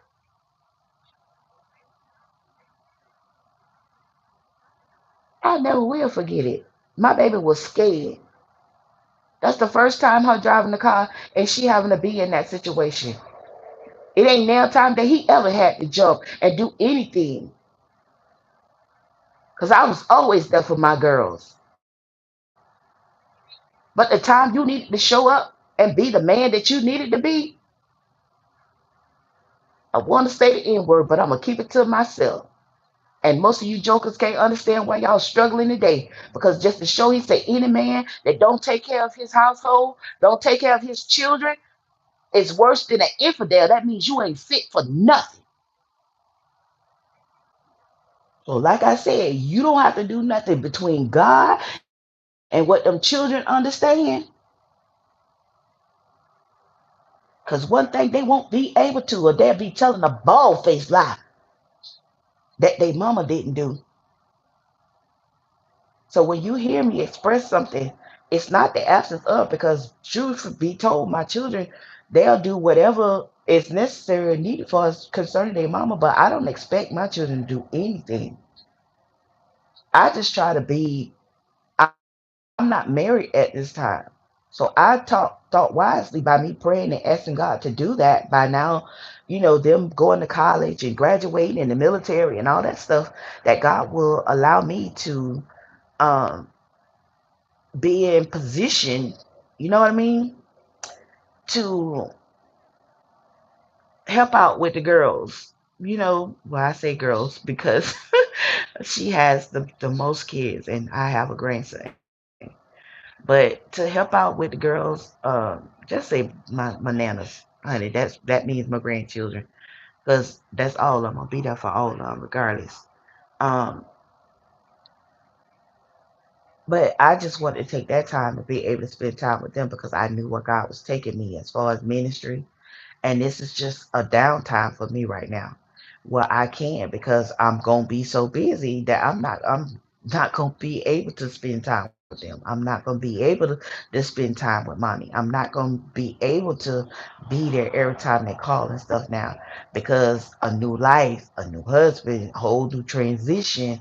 Not that I won't be there for them, but what God has taken me and what He wants me to establish, it's gonna demand the most of my time. You know what I mean? And being able to establish something that, that's not a stress for my husband as well. So God look at those things. People be assuming certain things, but don't never realize, you never know what a person done prayed. You be looking at me and thinking, no, I ain't never been this for no man, and I ain't finna start being this for no man for what? Okay, but it's just that it's certain things that I prayed and for years and years and years, honey, that I would wanted God to align certain things a certain way in my life, so to speak. And I thank God because even though I didn't know how He was gonna do it, He did it. You know? So I have been busy. Think about that. I didn't have a chance to be lazy.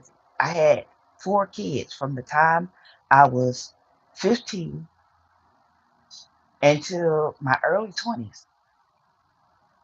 I birthed 4 children in which I had to be responsible for, and not to think, because during that time my mom was being on drugs. One of the boys wasn't there, but then I had to take on that responsibility as well, because I was that protective sister and protective daughter, protecting my mom and trying to protect my siblings. You see what I mean? And keeping the family together and all of that. So, like I said, I never had the time to calm down I used to hear the pastors and preachers talking about, child, they taking a vacation and all this kind of stuff. They're retiring. I was like, how you retire from God? Trying to figure that out. But anyway, um, I've never done that. I've never done that. I've been continuous since day one with God, faithful. And I know that this is my time. This is the time that He has given me. Because He said, your latter years shall be greater than your former.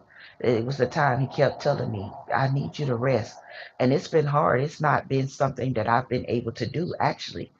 I still haven't been able to rest because whether people really know it or not, it's a challenge. Even if you still base it, and you have so many people pulling you this way, pulling you that way, pulling you that way, and you over here trying to do a God, and you got all these people out here that the message is reaching, and you picking, they pulling on your spirit, they pulling on this, and you over here, you praying, you over here, you prophesying, you over here, you try.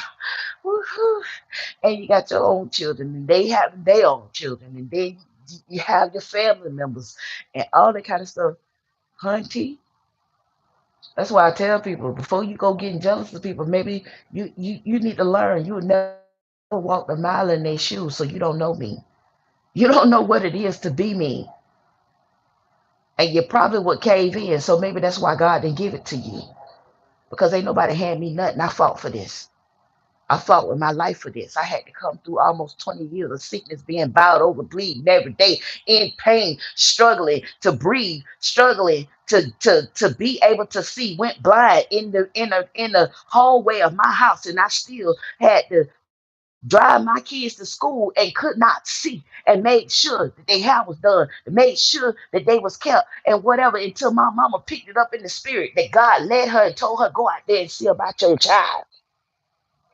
She come through the door and understood I couldn't even see. I was blind. And now I see. God worked a miracle, son, my pastor and my apostle, and he picked up the same thing, mommy. And I don't know how God put that thing together, but he did. When mama and them came, and mama said, you getting out of here. You going to that hospital. And I'm sitting over there because I like hospitals and stuff. Mama said, when you see mommy coming, that's true. That's usually what it is. Otherwise, she'll let me be about my own little business. But if you see mommy coming, she already know, because she know how I am when they go into hospitals and stuff like that. But when I looked up and known anything, she said, guess who here? My pastor was outside, and he told mommy, I will meet you at the hospital. When I got to the hospital, he stood there and waited till God told him to lay hands on me. And when he laid hands on my eyes, when they called me back there to put me on the eye machine thing, to die my peoples and all that kind of stuff, whatever, God healed my eyes. He definitely did. My eyesight came back. And I tell God, thank you. And the doctors was baffled. Their mind was dropped. For 3 days, I drove blind and took my children to daycare and school for 3 days. And then nobody know I was sitting in the hallway, curled up in my house, because I couldn't stand light and noise, no nothing. And I didn't know what happened, didn't know what was going on, why that had happened to me. And I went, oh, I think I was in my 20s, just out of nowhere. God gave me my sight back.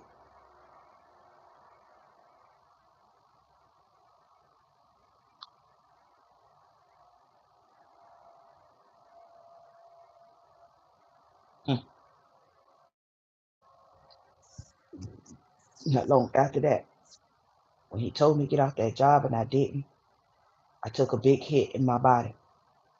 Because God said, if you want to sit down, I'm going to sit you down. My plan was to come on through adult school. I had already talked to the recruiters and stuff. I was ready to graduate and go to the military. Everything changed. I was walking home one day and God spoke to me. He said, I call you to be a mother. And if you would do that, I promise you, I will take care of you and your children all the days of your life. You're not going to have to worry.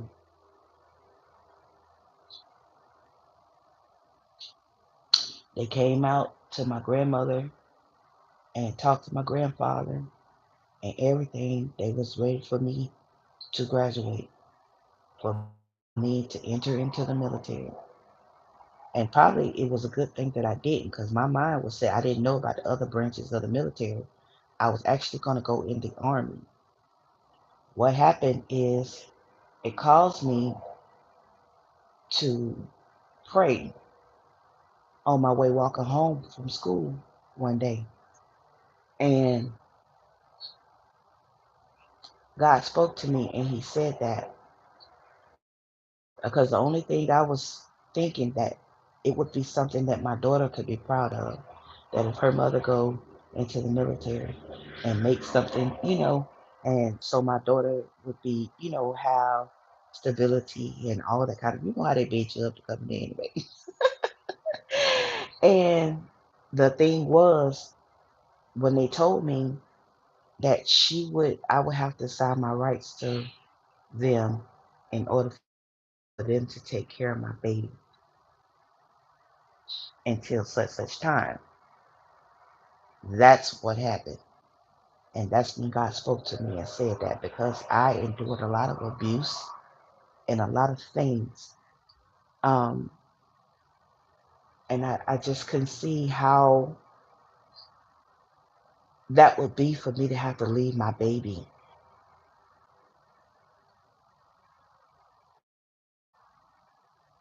especially being my granddaddy had tried to molest me before. So it was a choice, a defining choice and moment in my life. And I went on, but I often thought about what it would have been like if I had went into the military, what it would have been like for her, and things like that. And God said, "You didn't miss a thing. You didn't miss a beat." So therefore, He called me to do what He called me to do.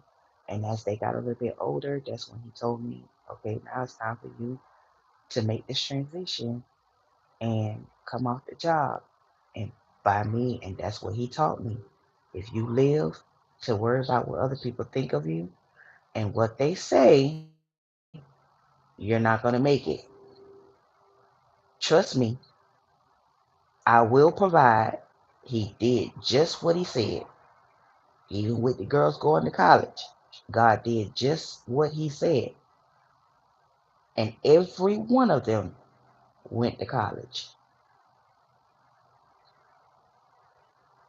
So I'm grateful for whatever and every little thing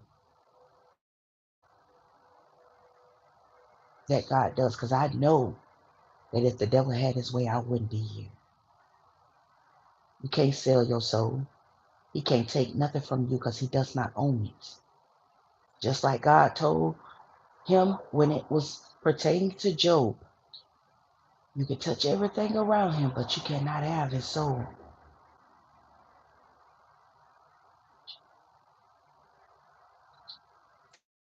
Recently, I was just saying, I thank God. My the oldest girl was up, she was here, and I finally had went in there to relax in a hot bath. My breath got short. I could feel it while I was sitting there, but it was too late. I was in a bunch of hot water, and I was glad to be there. Okay, and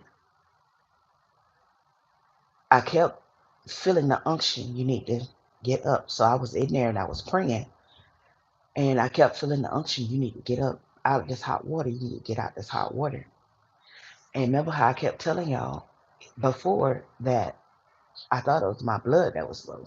But God said, no, it's not. Well, your blood is low, but you need to know that you're dehydrated. So, uh, Jesus Lord, that hurt. Um,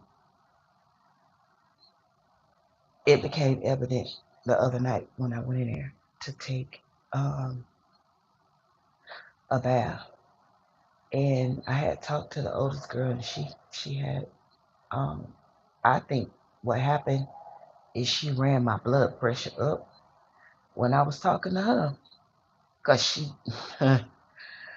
and I didn't know it because I don't have those problems, but it quickly came evident to me of what it was. And so with me trying to relax, it was actually I must have did it the wrong way. Although I was able to pray and I was feeling better when I did get out, but I had to literally um get out the tub, make it to the bed, and sit in front, well, right here where the air conditioner at, and get myself to calm down. My heart was beating so fast, and I was dizzy. I was just woozy, just dizzy, just dizzy. And God was telling me, and I just seen the lady that I was telling y'all about, that He showed me how she used to be in that street life and prostituting her body. She was in the hospital yesterday. And this is what I was telling y'all for about since I had found her page, at least three of her videos that I watched, and she was in certain positions and people was talking to her in the comments trying to tell her don't do certain things. Then she found out something about what is that called? Um, I think it's high blood pressure, and she's out there living in a car, whatever. And she did a video yesterday because I was wondering, like, because she used to be consistent with putting her videos and stuff up. She wasn't showing up.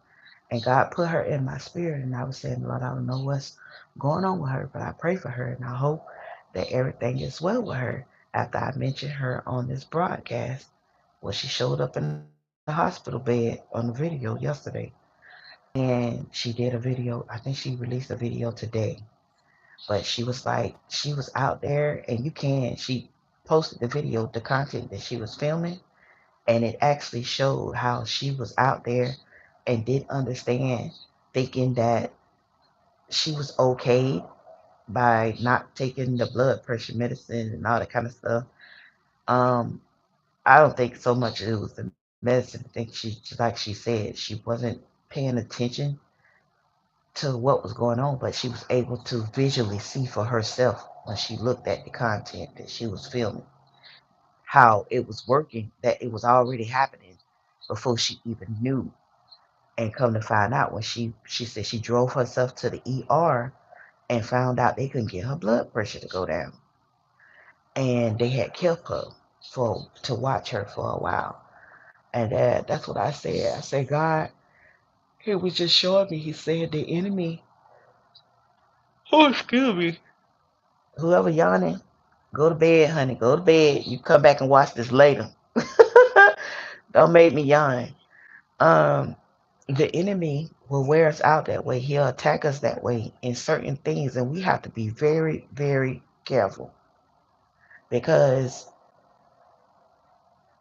God say wisdom is the principal thing. Amen. And whenever medical is concerned, you just use faith with that medical, because you need to understand that God ain't, He told us to take care of ourselves in our body, and that's a part of it. You going to the doctor, you been make sure you in good health and stuff like that. I be telling y'all how I am, because I am. I ain't gonna lie about it. I'm stubborn as a mule when it comes to that whole going to the hospital. Y'all, I be by on death's door for real. I ain't tell y'all no story. Um, my husband probably will be like, this lady here. But I'll be all right till you start talking about go to the hospital and all that, child. And it Sorry, y'all. Try to hurt y'all ears. Well, all right. I'm not gonna hold y'all long, but we have those little time. I have little times where I come on here with y'all. For those of y'all who may not know, and I just chat with y'all about life, about certain things, and I keep it real and raw to let you understand that it's not just you. It don't matter whether you say it or not. Everybody going through something. Don't let nobody tell you that lie. It's all a matter how we face things, how we deal with things. So I chat with y'all in real life broadcasts. Um,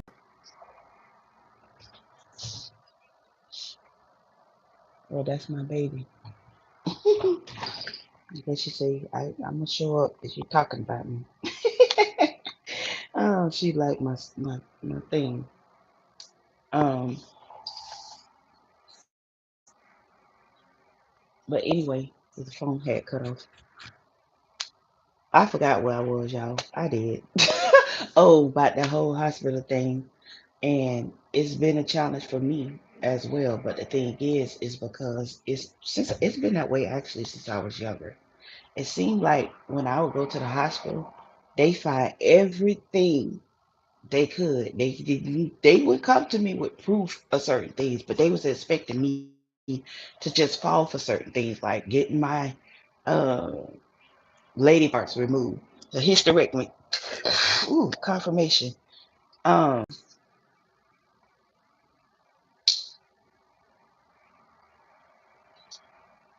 and me knowing that I didn't need that because it was something, a promise that I made to God, and um, it, after I had the baby girl, and I kind of felt that I wanted to change my mind where concerning me and her daddy. I figured that we was gonna be together for some years, which we were.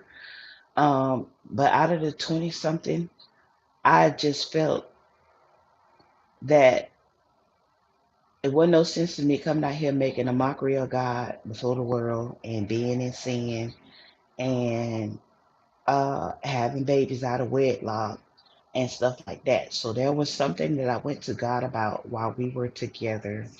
And when I had baby girl, end up I didn't have a ministration for 2 years. For 2 years. Um, and thereafter, which was when God was telling me to come off the job and stuff like that, um, is when I started bleeding every day.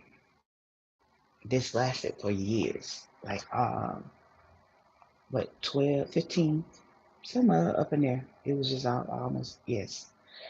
And even mommy, she was like, I got mine. And I'm like, well, mommy, I'm not you. And at one point she was like, now I don't just see why you just won't go ahead and let them people. I was like, and I'm just not. I love your mama, but I'm just not because I know what I talk to God about and I'm going to trust him. So everybody didn't understand that they didn't know what I was doing, but it was because I understood and I knew what God was doing. And it was a big test in my faith. It was a big challenge for me. Um, but God helped me and graced me to come through it like a champ. You hear me? Those days didn't feel good. I really had to really be a brave young lady and having to raise four girls to really even get through that bleeding every day. Anybody had menstrual problems and stuff like that, then you very much understand where it takes all your strength and all kind of stuff. And there was times where I would go to the hospital and they would tell me they didn't know how I made it there. The doctors had and gave up, and because I wouldn't let them do surgery to take to give me a hysterectomy and all that kind of stuff, they was trying to get me a run around. One of the doctors went and changed and lied in my medical report because she got mad when she found out that I was a pastor child. It was crazy. So I'm like, is this what you get when you go to the hospital? Then I needs to stay away. But it was always they keep me way more than longer than days. I mean, y'all. Woohoo! And the last time, and I thank God because that's the last time I remember having to go to the hospital. Oh yeah, besides the miscarriage. The they jugged me all over the place because I'm one of the people that it's hard to find their veins. They had that man come in there. They made all my children came in and broke down.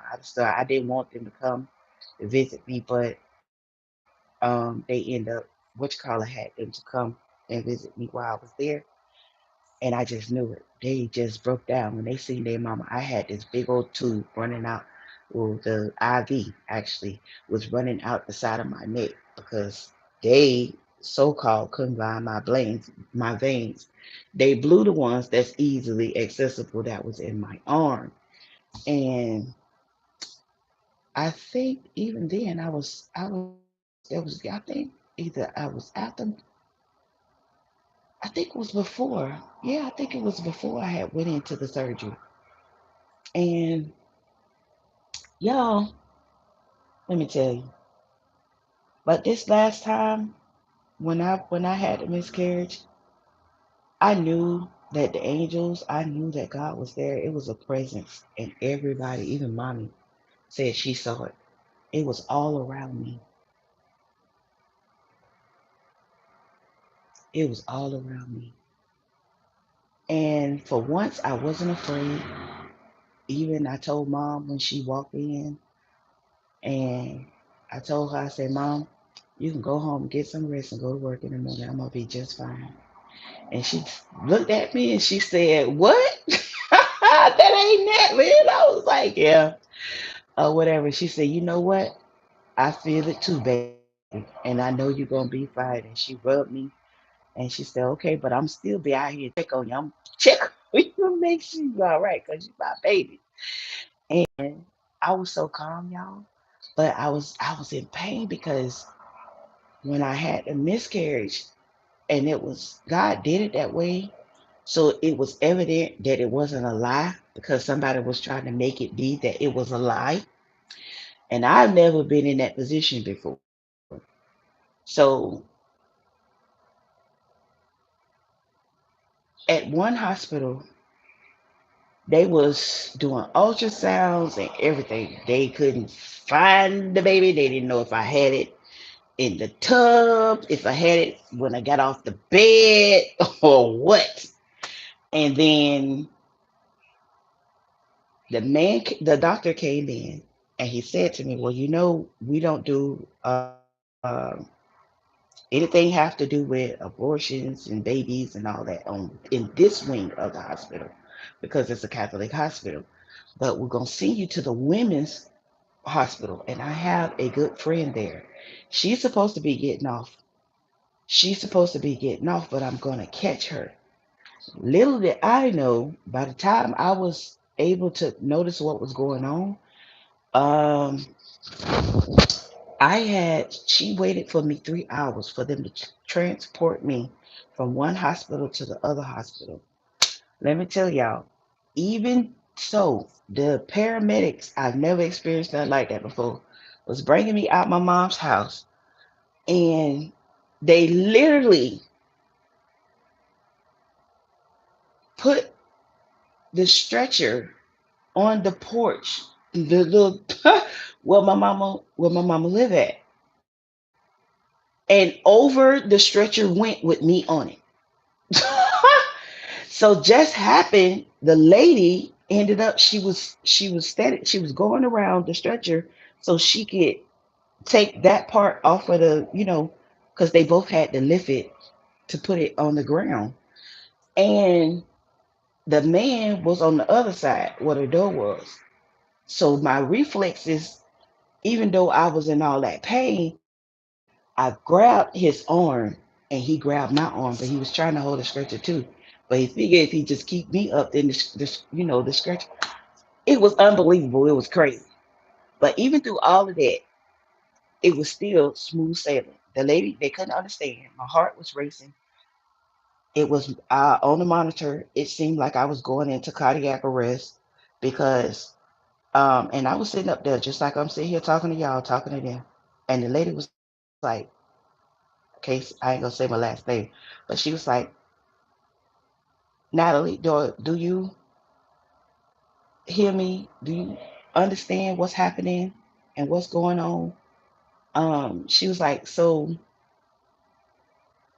at this point, what's the pain? What's the number? Whatever, whatever. And I was just wanting them to hurry up and get whatever need to be done over because I knew that the baby wasn't. I already knew that. Like I told y'all, it was a reason why God did what He did. And I had prayed, but I didn't know how He was going to answer. And I had called the prophetess that I used to be up under. She was very good friends with her. And I had asked her to pray because it seems like I couldn't get the pain to go away. But what happened is God told me to leave home and go to my mom's house. My mom was going to get ready to go, and my brother was getting ready to go that morning. But I had snuck in her house through, well, I ain't had to sneak. I have a key and everything. But I had came in throughout the night, and she was laying up there asleep on the sofa. So I went in the room because she always have room there for me. If I want to come there, I could just come there and go in there. So I went in there and I laid down like God told me to. The whole time I was in denial. I was saying, nope, this just, and no, I'm not pregnant. No. Um, and just, I don't know. I was just, but I had prayed and I had talked to God. I say, if it is, and if so and so, this, that, whatever, whatever, whatever, whatever. I knew He heard me. It was evident. I knew that He heard me. But I started to feel bad. And I was thinking, I was like, well, did I pray the wrong thing? And when I lost the baby, I felt like it was my fault. I felt like after the doctor had talked to me, that's when I felt like remorse. I felt like it was my fault. So when they brought me over, well, all of that went on at the house. And I had made sure I kept everything so when they came there, they could take it to the hospital with me because I did know that part that they will investigate to find out, what happened and all of that stuff. And the reason why I was still in pain because my baby was still attached. He was still attached to um he was attached to like where my uterus was. So the reason when they was doing all the scans and all that stuff, because of the way he was, and I myself thought the baby had already came out. I thought the baby had already came out, but apparently the baby didn't come out. So he made it evident that he was still. And I have the pictures and everything or whatever, but it was something like I've never seen before, and I was like, ew, ew, ew, ew. But it didn't hit me until I heard the fetal heartbeat that was on the monitor of another pregnant lady in the next room. And I sat on the bed. The doctor had brought a nurse, the lady doctor had brought a nurse, and she talked to me. And she said, I've noticed that you a woman of faith. She said, but Miss Natalie, she said, this is something that you've never been through before. She said, but I recommend that you take time to grieve this child. Because if you don't, you're going to regret it later. She said, I tell this to everybody. She said, I know you have faith, but don't dismiss the fact that you need to grieve this child. So I took it for what it was worth and, talked to God. But it wasn't till like maybe 3 months after. That's when she talked to me, it's because she noticed the whole time I couldn't even lay down. I just sat up in that bed. And the only time I showed any signs was when I heard the baby heartbeat next door. And that's when the tears, I couldn't stop it. The tears started flowing. The tears just started flowing. And at that point, all I could think of, I was beating myself up and saying, this is my fault that I made this mistake. And I caused my baby to not be here because of what I prayed and not wanting to be involved with baby girl's dad anymore. And I promised God that I wouldn't do it again. if he just got me out of that situation because I didn't want to go through life with him or with the situation anymore. Um, and apparently God honored what I prayed, and He knew that I would be faithful to being celibate and living for Him like I started out to be in the first place. So it broke my heart because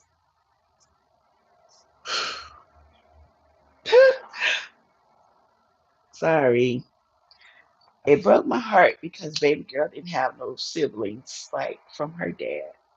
And she was like, because we waited to tell her. As soon as I told her, it was like 2 weeks later, I had the miscarriage. And she was like, I was just being able to accept the idea of having a little brother or sister. And I was like, just remembering because God told me that He was my husband. That is why I did what I did because I know what God said. But that's why I told you, you have to be careful because according to people, prophecy, prophecy is subject to change. Don't believe that mess that these people be telling y'all in the divination platforms. I told you I don't say anything unless I know it to be fact. And what God did, and I had already said before my baby even graduated, I said, so him and her will have that relationship. That's why I'm telling you, all that staying in the marriage and staying so the children to grow up and know that you was there and all of this kind of stuff. Mm-mm. It was then when my baby walked that graduation stage and I was on my way home and God said, this is what I was trying to show you the whole time. Now you done wasted 20 years when you could have been married 3 times over. And you already knew because you already said that you didn't want to marry him. See? So leaving it in God's strength and know he would have been able to take care of it anyway. You know what I mean? So therefore I couldn't turn back time or whatever the case may be. We didn't have a bad relationship or anything like that. But I just knew that he was still stuck in the vein of being immature, that he wasn't showing no signs of what he thought he was doing as far as growing up being a man like he should be and showing up for me like he needed to. So I gave him back to the streets some time ago. That's where he wanted to be. That's where he wanted to get approval and his family. So hey, let him have it. But I had to moved on for years with somebody else. So people often see that for that on and off time between us thinking that, oh, well, she must have been stuck on here. And anyway, why would that be your business? No, because she had to move on for like 9, 10 years somewhere else. No, she wasn't. He was the one having a hard time moving on. And the other person can tell you that because that's what was in between me and that person's relationship because he wasn't going nowhere. So it's just a lie, just like the many other lies that he told me. Point blank, period. But you have to learn that whatever your situation and whatever it is that you encounter where your test of faith is concerned, just because somebody else handled it this way or just because, you know what I mean, you have to get to know God for yourself and He'll help you come through those challenges and those times. Amen. And like I said, that was a situation because I had told God when I told y'all about having baby girl and administration thing happen, and I didn't want to bring God to open shame and be like other preachers and stuff like that or whatever. If I wasn't living it, I wasn't gonna preach it, okay? And um, that was something that I guess I had to experience. And God seen that my heart was true. It was faithful towards him. And it was the tarot reader that said it was for me to reconcile with my child's father, the girl's father. You hear that? That's when I called myself leaving church, stopped preaching, and found out what the terror people was, thinking that what they were saying about church and all that was real. So yeah, I'm not sitting here throwing daggers at people and all that. I'm sitting here by experience and what I went through that almost cost me where my destiny was concerned. Because I already knew that God had released me from that situation as far as being married to him. But see how the devil gave them old readers that message to cause me. You understand what I mean? So I didn't put it on them, but I blame myself because ultimately it was for me to listen to God and stay in the direction that God had given. You see what I mean? So believe me, it could be just that slim where you can mess yourself up because people have their own opinions, people have their own mind, and most of them, some of them, most of these people, they ain't living right. They not trying to live right. They don't want to live right. They want to continue to do the things that they do. And if you're not careful, what sounds right, what sounds good, will lead you down this path of destruction. Because why? They live in the same thing. That's why you talk about the blind leading the blind. Amen. So I hope that encouraged somebody. I don't even know why the miscarriage came up in the first place. So that's why I knew. I know that and you have to be bold enough to pray that God will make you uncomfortable. If you with somebody that you don't need to be with and you know that this is a problem for the purpose that God has set upon your life, you need to be bold enough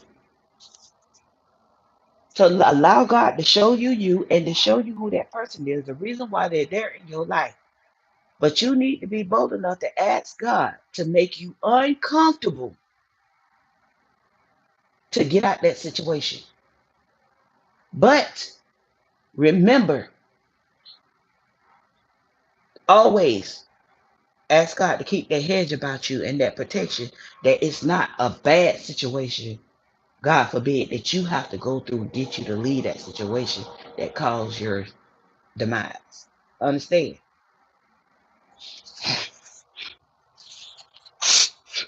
Because it does you no good at the end of the day.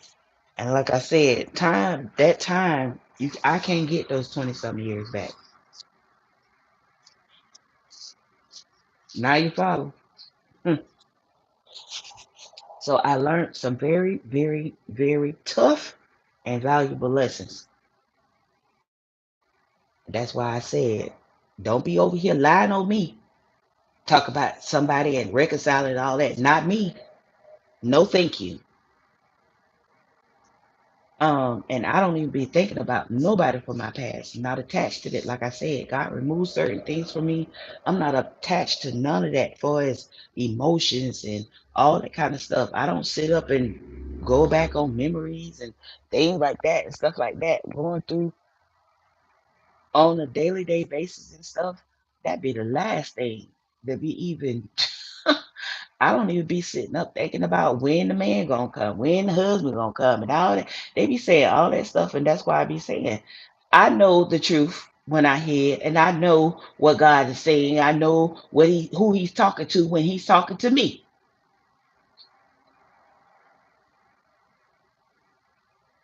And if it was any other way, I give it to you straight. Well, I feel like it's time now, and I'm ready for somebody to come into my life. And whatever, what is that? That's just the time that you. What's wrong with you at night? If you, and then the more you think that way, then they not gonna come, honey. That's the case. A lot of people will never be married. That's the case. A lot. If you God was waiting on you to heal from everything, in every relationship, every bit of abuse or whatever, honey, would nobody be married? Like, come on. Oh, the reason why this spouse couldn't come in for you because you still single. still dealing with the traumas from your past. You still dealing with the last person that hurt you. What? You know how many people God done brought into their life? Even with Abigail in the Bible, her husband was mean, nasty, all that kind of stuff or whatever. What did God do? He ended up taking that man up out of there. She ended up married to David, a good man, a king, royalty. Come on now. I just really disagree with that when people always trying to set some God in a box and say and debating you what God will do and what God won't do. God can do what he will.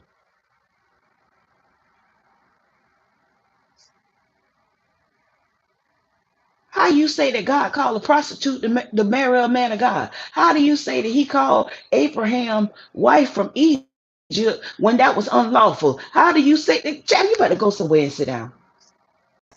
You stop letting people talk you out your blessings. They raggedy, they broke down and disgusted. They can't believe God for nothing. That's why they sitting up there on the platform looking like they be looking. Half of them on Section 8 and they ain't reporting LLCs and all that, but they ain't telling you that in the cards. Some of them know each other, fighting over each other. And I came across a couple of them going at it with one another just because because she with my baby daddy and all that. I'm like, what? Terrorists know each other? God. When they quit, the next thing come out their mouth. Oh, the church this and the church that and the church this and the church that. How about you fix you first before you go to worry about the church? Anybody who believes in God is a part of the church if they're born again believers. Now you take time to get that and figure that out, and then you will get an understanding of what was just said. Confirmation. See there? But I'm finna let y'all go. And God will have me to share that for a reason. But um, whoever you are, stop complaining just because everything is not like. And I'm gonna tell you what I hear God is saying. A lot of your problem is you inconsistent. You cause your own problems. And if you inconsistent, you're a procrastinator. So um be grateful.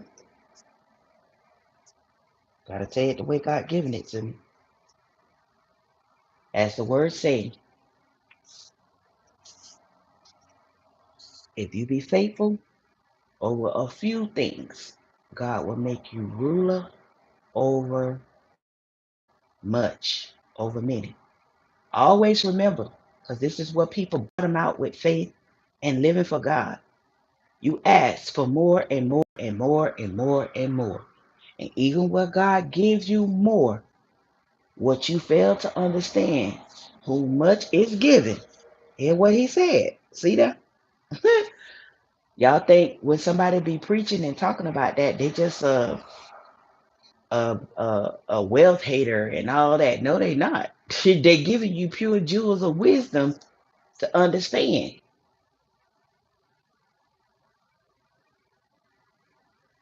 to help you stay blessed. Because a lot of stuff you deem and you think, you know, God be paying attention to all them things. We be thinking that, oh well, it's not. Yeah, it's just like it ain't nothing. And you find out down the line when something bottom out there, you be like, well, what happened? And God bring you back to that same place to let you see this what happened. You what happened. You see what I mean?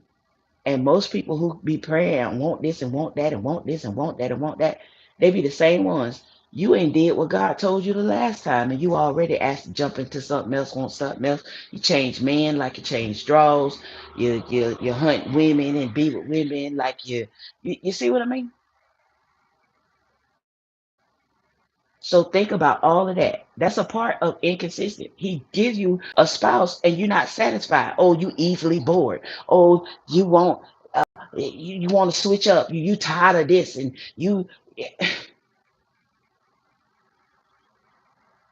what God said, what are you even asking for a wife or husband for if you don't understand what commitment is? If you don't understand what it is to be faithful, if you don't understand you so easily bored,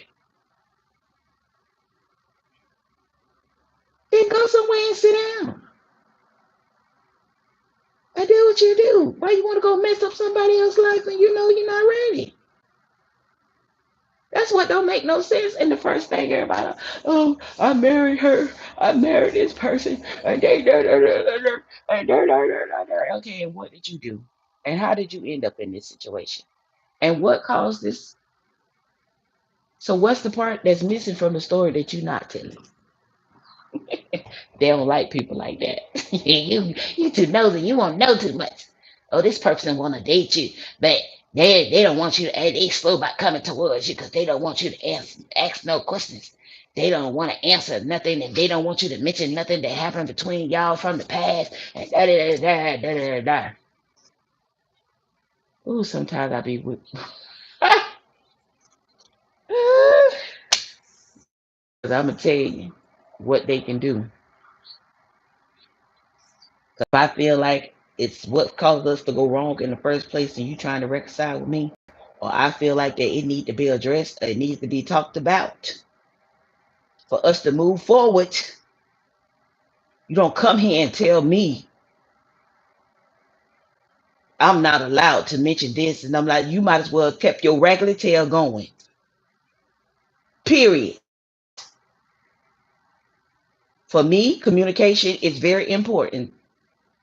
So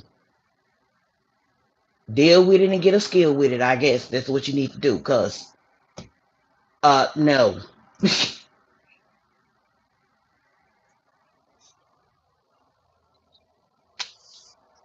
So that's it. I mean, if you don't reveal it, you can't heal it.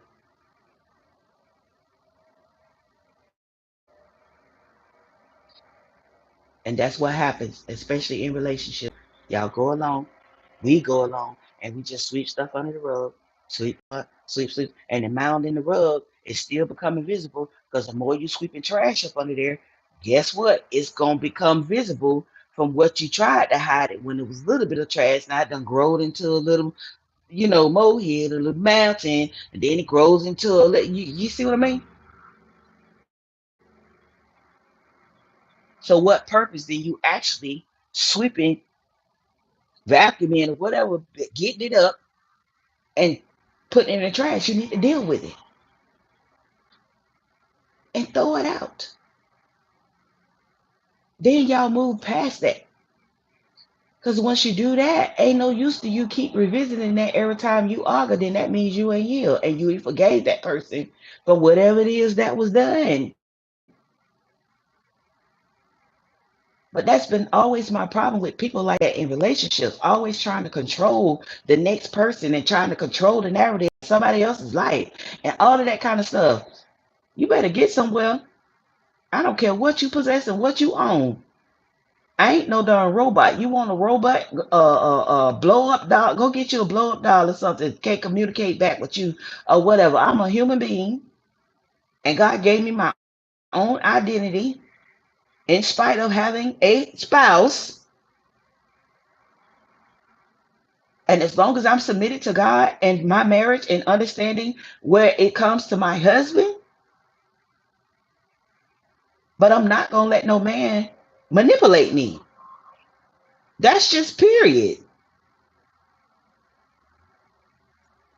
Shouldn't have to manipulate nobody in a relationship in order for you to feel good about yourself or feel like you in control.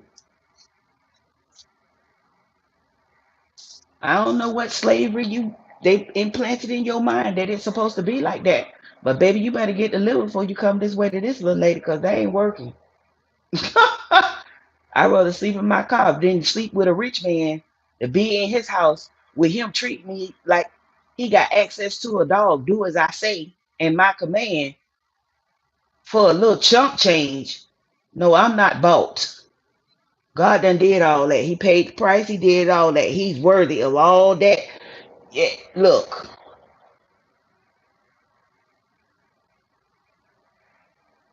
what I look like. I guess they have sites and stuff out here where y'all go purchase women and men and all that kind of stuff. I'm not one of them. I'm a woman of God. That's not what God said for me. That's not what He promised me.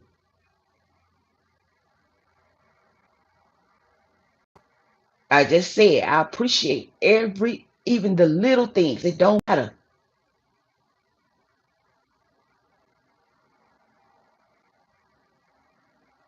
So I be very grateful that a husband who understands what it is,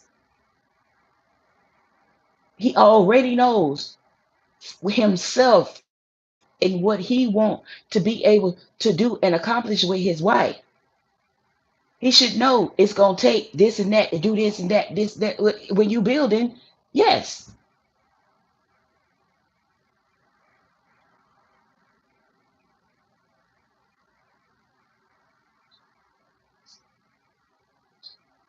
I'm not sitting up there trying to control how he think and every move he make and how he need and what he need going. He need to be back at this time and all this and that.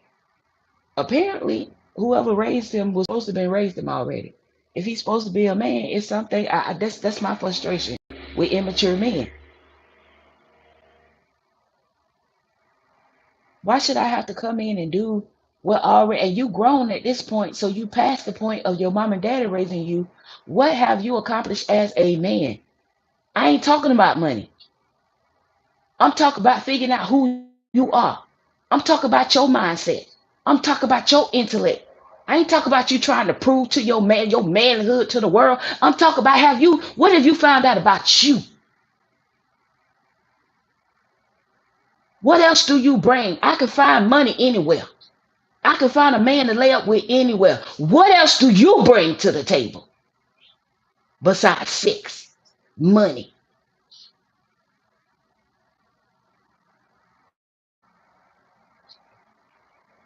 That's the difference. How you treat me. How would you treat me when I present to you to make you think that I don't have nothing and you think you have more than me? You know why? I can tell you how God will twist things and make Terry Rita say things to y'all when y'all be over there trying to peep this and peep that. That's why God put those narratives, because He leaves them blind and clueless and they speak everything so they don't know what God is anyway,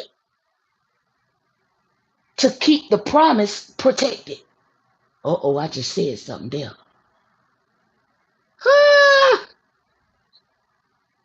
But you so boo boo the fool, you following all the narratives and everything they say and all this and that, so harping on the gills and all this witchcraft stuff and all this other kind of stuff. You done missed the whole, and God trying to bless you. Don't tell me He won't do it. He did it with Naomi. He did it with Esther. I mean, and with Ruth. He did it with Esther. He did it with the Ethiopian woman. It didn't look like what they envisioned. They didn't come there rich women, and none of them women. That's not to say that I am or I'm not. And to me, it really don't. Just like with him, it really don't matter.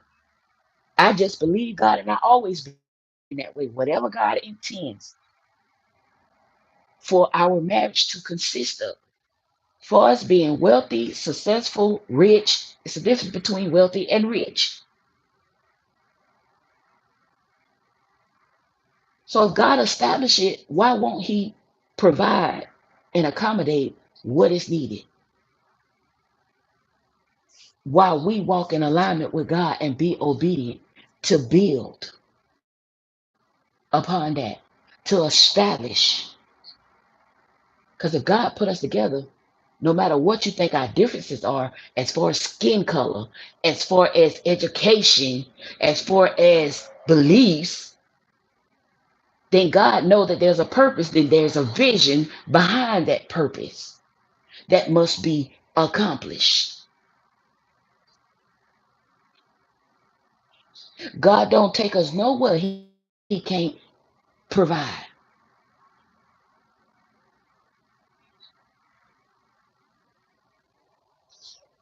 So God will deal with you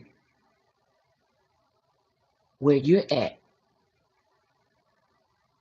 But nobody has to be a perfect person. And then it contradicts, because if you say we're continually healing and we never heal, and yet you go around and you say, well, God can't send this blessing in, this man in, until you heal from it's some men that came into women. Like, I know a lady in Florida, a evangelist that I could sit up and I could call. And you know what? I'm gonna set up what you call this thing here they do on YouTube or whatever, and I'm gonna let her tell y'all her story. From the first marriage that she had for what she wanted, and if she found out that all them years it was not right, God allowed her husband to pass away. While her husband was passing away, guess what? The man that she's married to now, wife passed away. The whole thing, these people conspired. The churches on his part talking about him, and churches on her part talking about them. I was close to her. I was close enough to be able to, but it was not till we went back to the other, because they was talking all this mess behind her back or whatever the case may be. I still stayed with her as a friend because I didn't understand what they was all the fuss was about anyway. Nobody said that your wife or husband had to be dead for 10 years for you to order. At that point of their death, you're no longer connected to that person.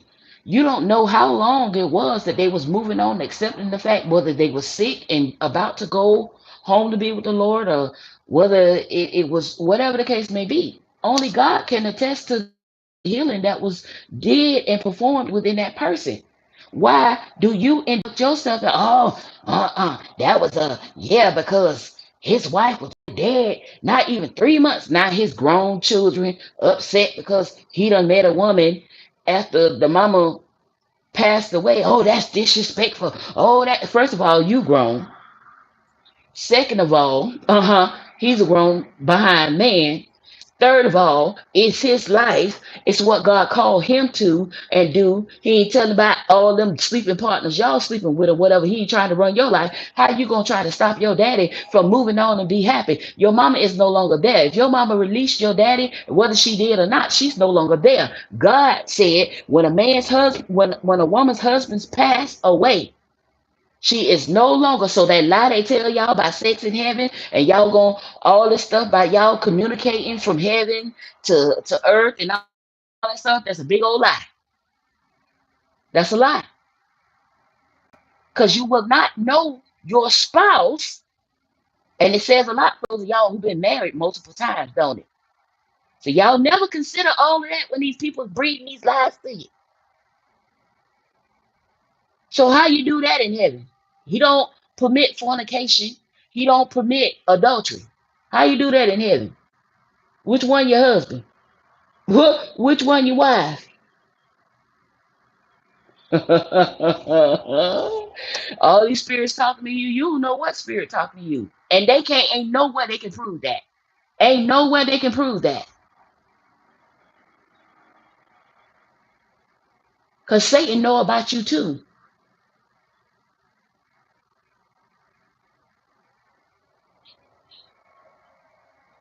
So you have to denounce that mess. That's why God say don't entertain it. They bring you back into bondage, into captivity. They was once free. The same ones who persecuted the church, Terry readers sitting on their platform, who was once in the church, who was once in the faith. The same ones. That's what God said, and that's His word is true. It's evident. They sitting right there doing it. How blind you gotta be?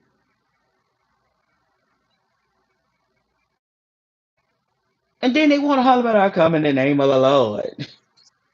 What Lord?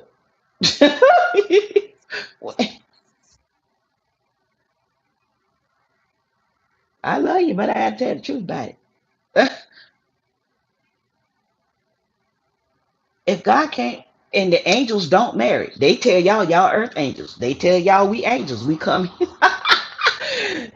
So being that God said you will be as angels, angels when you die, not angels, but be as, which meaning they're spirit beings that's with God eternally.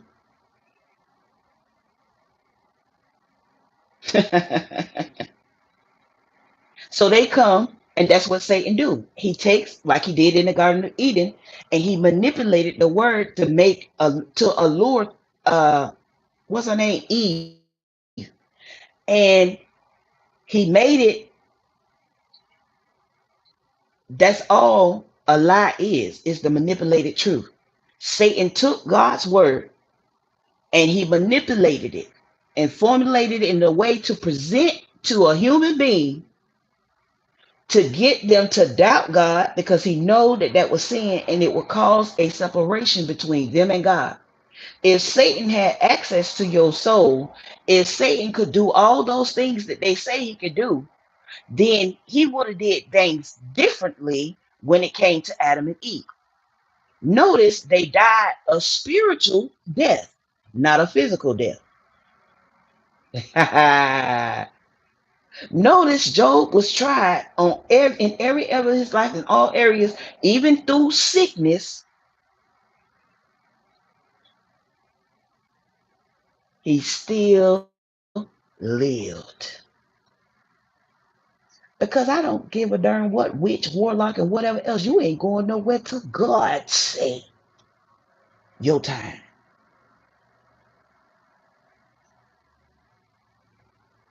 He said, from ashes to ashes, dust to dust.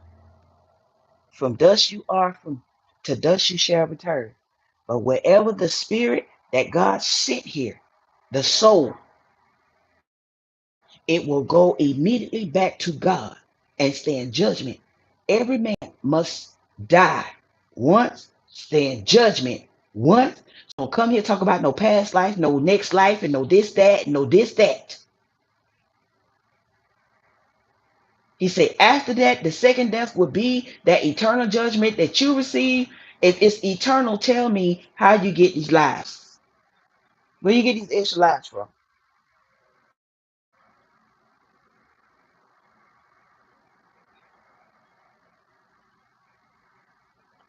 Where's that? Same thing with ancestors. After they dead, they don't know nothing. They don't even know you no more. Once you become a spirit being as they are with God, look at that. The enemy, you heard how he tried to block me from saying it. Confirmation. So what is these psychics telling you about your ancestors and your grandmama? Them got messages for you. Some of y'all didn't even know when your grandmama and granddaddy passed away. Some of y'all had issues with your mama, your daddy, and all that kind of stuff. Y'all wasn't even speaking to no nothing, and now all of a sudden they dead. You want to have some dang on communication line. Y'all need to stop lying to yourself. Y'all will believe anything just to deny the truth. It's like wake up. I gotta get off of here. I gotta get off of here because he done changed his message and had us talk about a million things all at once. Let me go. My daughter was lovely enough to bring me a pizza and a cup of ice so I can have something for my with my drink. Thank God, because it's so cold here, y'all. It's so cold. And I am trying to ease my nerves while I'm talking to y'all. Y'all probably don't even know it, but I was trying to. I'm sorry if it kicked y'all off, babies. I love y'all because I'm not worried about blizzards and stuff like that, which would be my first time experiencing that. However, where I'm at and stuff, y'all, when I tell you, literally sitting here feeling tremors. If y'all have never felt that, it's like nothing you ever. I am just, and when I was talking to my daughter about something earlier today, when I said it was something that I said, and the alarm, the fire alarm for the whole building went off. Yeah. And I was like, oh my God, I'm gonna sit here. I'm just not gonna say nothing else. I was like, I'm just not gonna say nothing else. So where I'm sitting where I have a view where I'm able to view the city, the whatever. And oh, when you in the tub or you sitting down, the whole building tremors. It shakes, yo. And I'm sitting up here and I'm just like, Lord have mercy, Jesus. And then right as I posted that, my daughter came along and said, Mom, you do know they're expecting for this. I was like, Lord Jesus. So the Lord was telling me not to worry about it or whatever the case may be because I was trying to actually uh,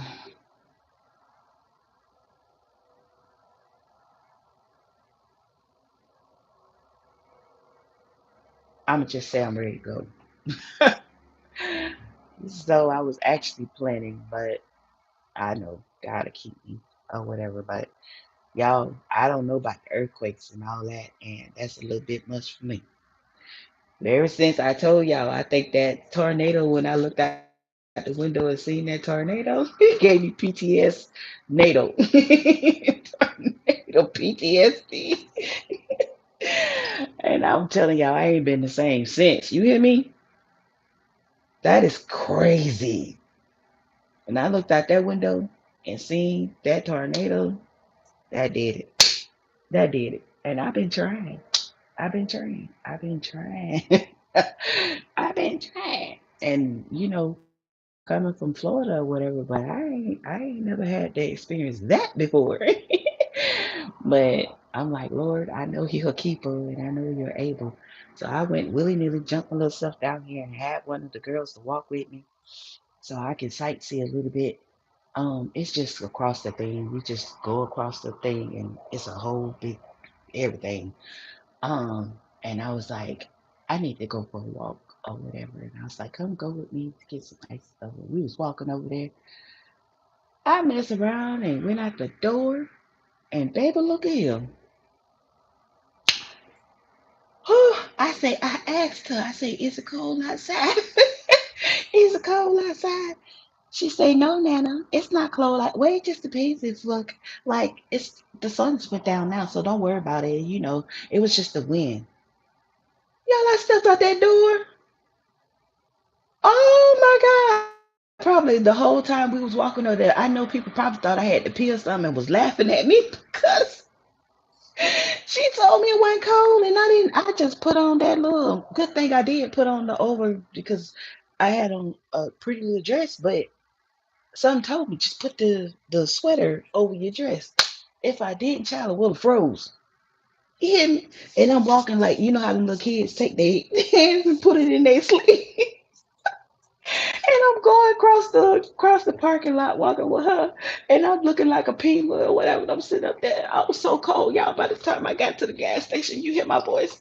I was like this, and she gonna open the door. Tell me, huh? Now you just stand right there and throw out a little bit. I say, that was my granddaughter. So I was like, look, yo, I was so cold. So I was like, okay. She's like, oh, you get used to it. I had to walk in the snow at so what she said, some degrees at something, or whatever the case may be, or whatever. And we was getting ready to come up the elevator to chat, and me and her was I said, first of all, I'm gonna tell you this point blank period. I won't trust your word again. And you best to know, just because you did that going to school, don't mean just because that you're gonna get used to it.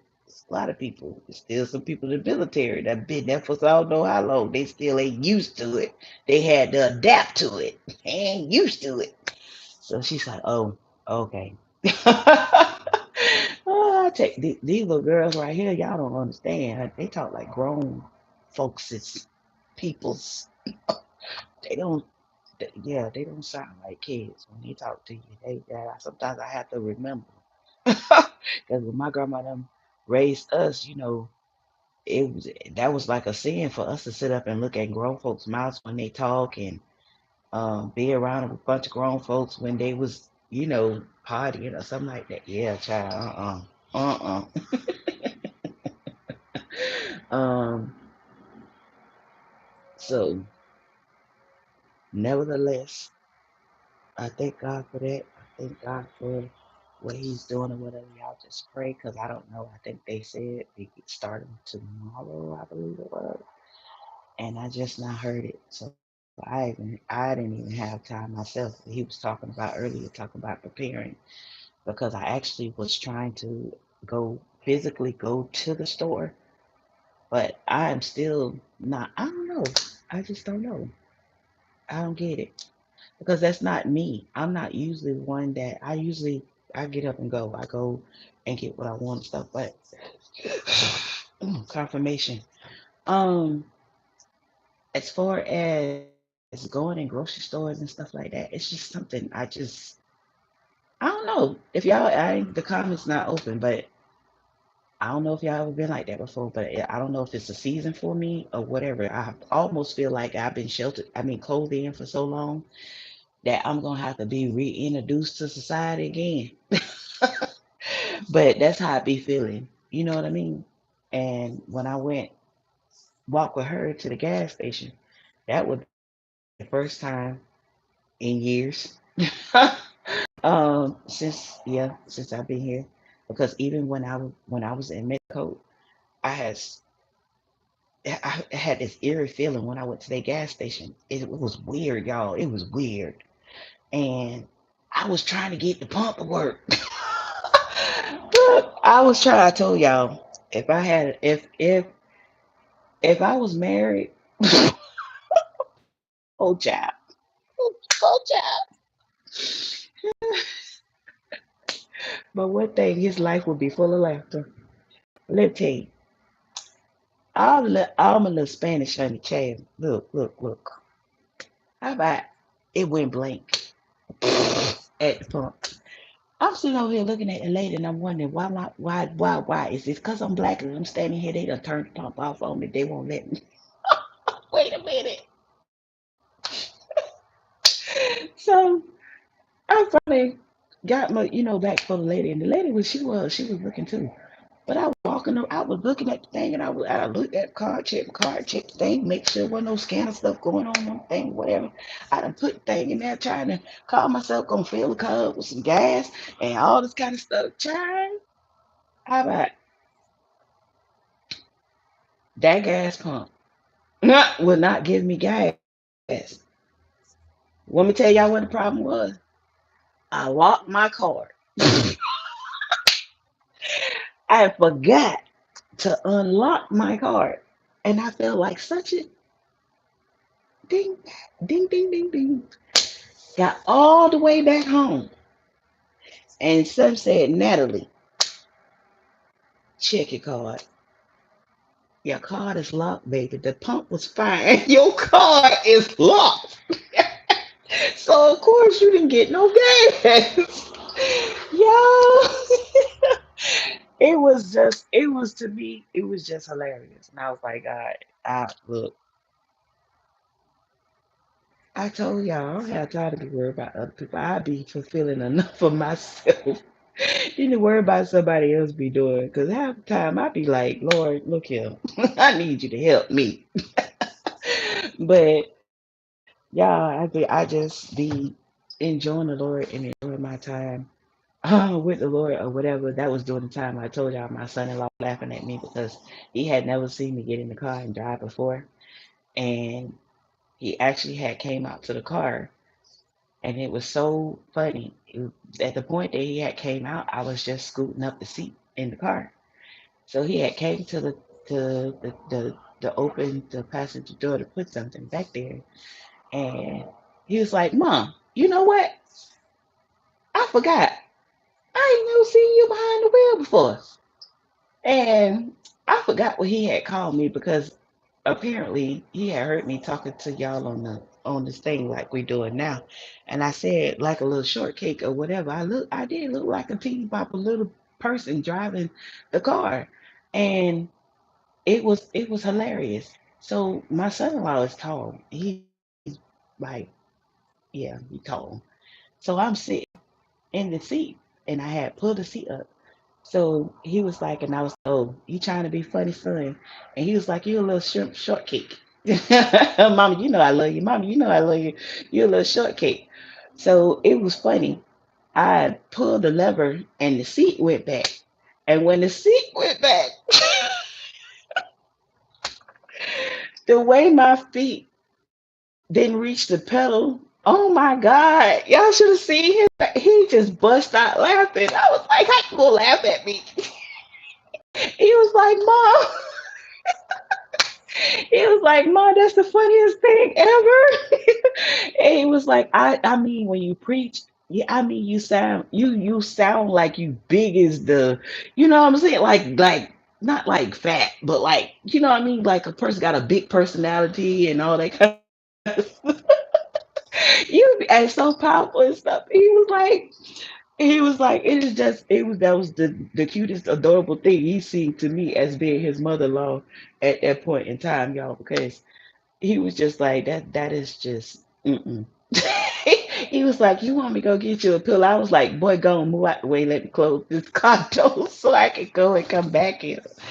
And that's when I had went to that gas station. But I don't know.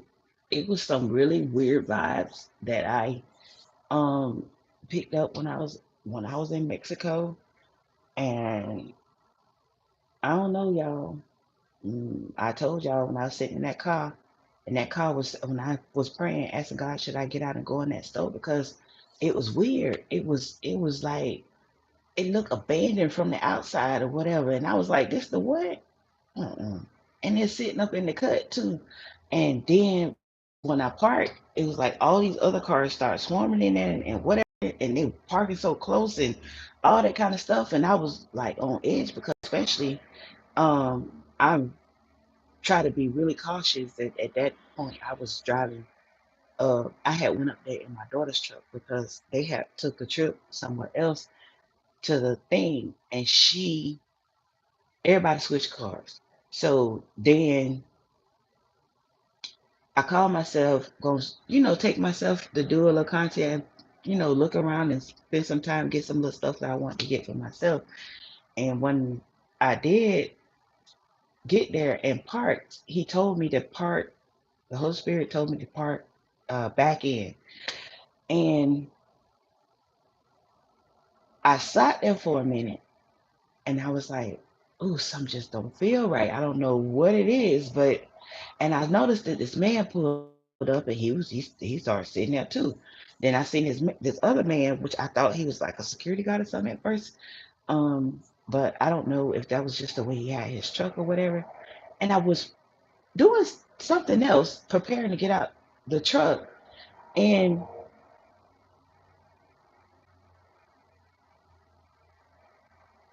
I took another glance around me before I was getting ready to get out or whatever. And all of a sudden, I prayed before I opened that door. And I say, God, is it safe for me to get out and go in this store? All of a sudden, the trucks start flashing. This is no lie. The trucks start flashing. Beware your surroundings. I looked to the left where I told y'all where that man was. This big black truck sitting over there. Well, I saw this man previously when I pulled up, came out that car. I don't know that man was still sitting over there.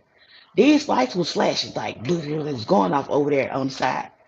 Baby, I put that truck in gear, y'all. Prophetess was gone, boo. Holler at you later. Look, shopping can come later, baby. I got to go. When the truck start telling me to grab my surroundings and the lights start going on, flashing the book, y'all. Look, I'm one person that drive the speed limit. I don't care where I'm at. I drive the speed limit. Okay. If it say 5 miles an hour, you're gonna be mad at it because the go 5 miles an hour. When I left there, y'all, I was booking it. I got home in 3 minutes. They both laughed. And I told them, I said, y'all know what? I said, when that happened to me, I'm gonna tell y'all what happened when I got to that stove. Baby, he ain't had to tell me twice. I hit the gills on that truck and I was gone. And my baby started laughing. My second oldest, she started laughing. She was I said, you know how your mama always drive the speed limit punking? I have to be honest with you today. Your mama hauled tail back here. I don't know if I was above the speed limit or whatever it was, but I got here so fast. Cause usually when I would leave the house, that's why I really didn't like. Cause it was simple, but it wasn't simple. And there was this big college sitting there, and it was like the way you turned, you could go back to the houses, the subdivisions or whatever, and it was new. What was it was set off for the rest of them. So it was a way that if you missed that turn, and that was the way that she showed me, so I wouldn't have knew like how to get back. But like I told you, I'm more of a visual than me mess around with the GPS. That's the all anyway. Y'all didn't want to know, but I actually went up there, trusted myself to be able to drive in another country by myself and call myself gonna spend some time out there and come back. And I mean I got to the house so fast, y'all. Any other time that I would any other time that I come out there, I always miss my turn and I end up in the college. So it's a way and I told y'all, me with polices and stuff is a no. Okay. My mama laugh at me all the time. She said, I can't understand a person that don't do nothing wrong. A person that, why would you be scared of the police and your daddy was a police? Look, y'all, she said, I ain't never seen nothing like it. And she ain't lying. If one followed me too long, I probably would pull over and just let him pass. He can stop me all he want to. But my mama be like, she say, Nelly, I just don't understand. She was like, people be riding dirty and everything. You is one person that will not break the law. But you be scared when you see the police pull up. I was like, I just like to stay out their way unless I need them. I stay out their way and then you just stay out of mine. My mama be having a whole field day. So this is why I said I could be a complete character, even though I be so serious or whatever the case may be. Y'all see how God opened me up to laugh and stuff like that. But on sometimes I could really be comical when it comes to certain things, especially for them because they know me. Because they know me like that. And it's really hilarious when you see some of the ways I probably respond to certain things or whatever. And that's why I was always kidding with y'all. And I was like, whoever he is, he gonna have a merry heart because because by the time he get through dealing with me, baby.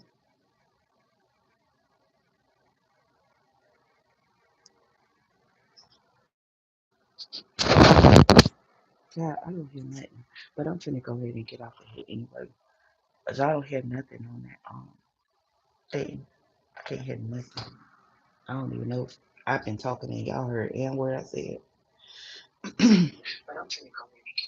Oh, okay. See, I told y'all. Y'all hear it? It wasn't saying nothing.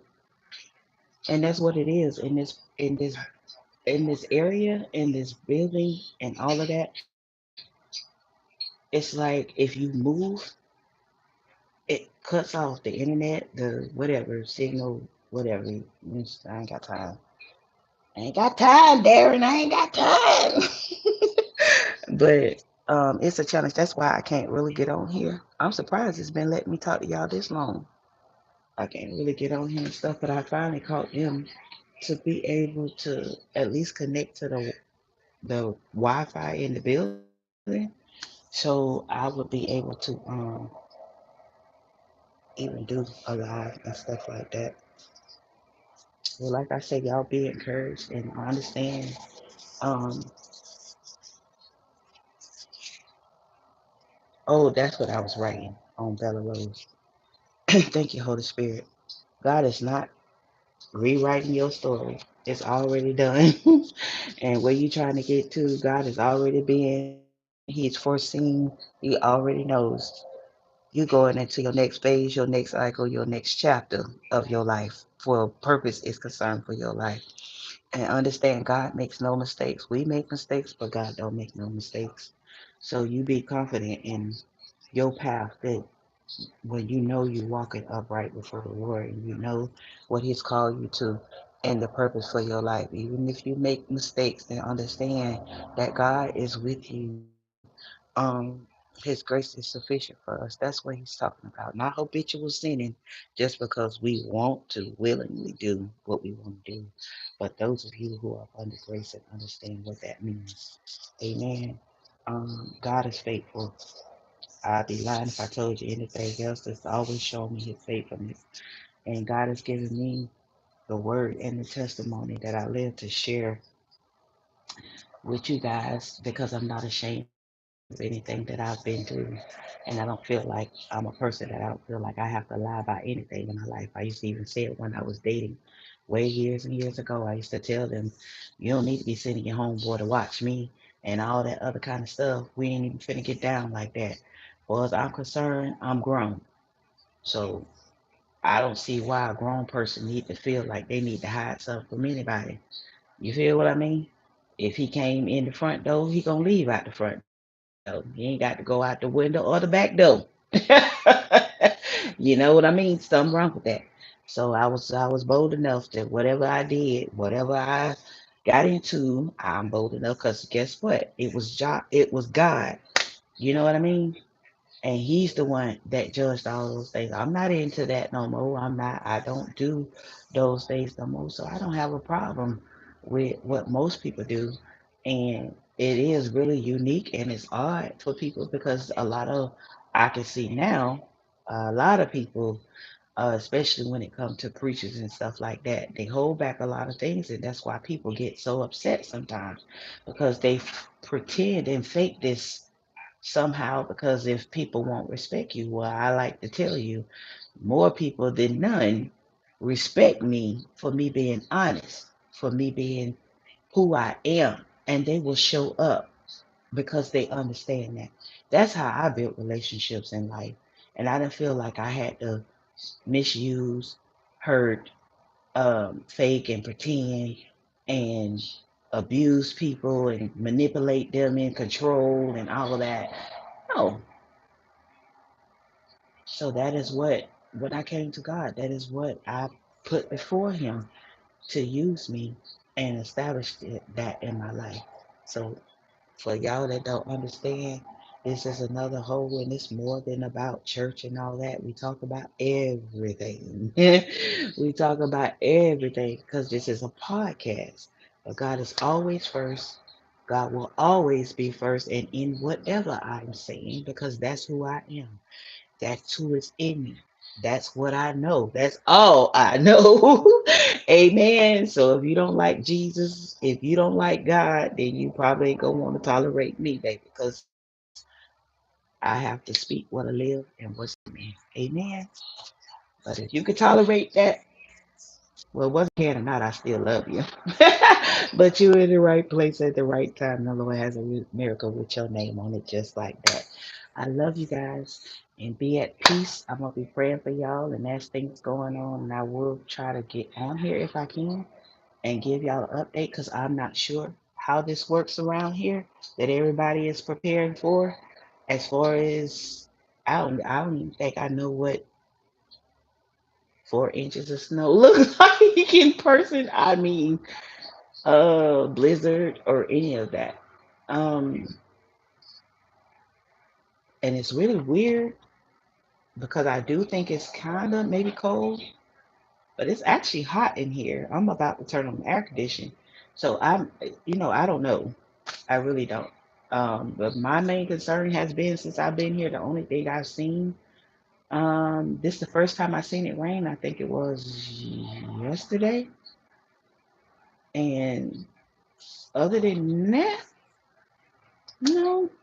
and it ain't really even been really that cold. So I'm not familiar with it. I don't know because certain places snow and certain people say it don't snow. So you got them calling blizzards and all that. And what I did notice on TikTok, somebody did openly say that they know how to put fear in people. But from what I prophesied, that is what I saw. And it was no joke. I seen free, like pure freeze, like ice everywhere. That ain't the first time. If you go back in the post, you'll see it where I posted it. And that was way before this came. And this was talking about, and as a matter of fact, when I did the post, what was that? What was that? Was it night before last or last night? I don't know. You have to check. I think it was one of the last posts that I did. Um, I didn't even know. It was after that my daughter had called and she was saying, um, they was talking about all that stuff that's about to happen and go on. So like I said, I tell God thank you, but I just saw like that's why I was trying to distinguish between was it a flood or was it because of the snow melting that water was standing that high? But I'm telling you, I saw literally. This is annoying.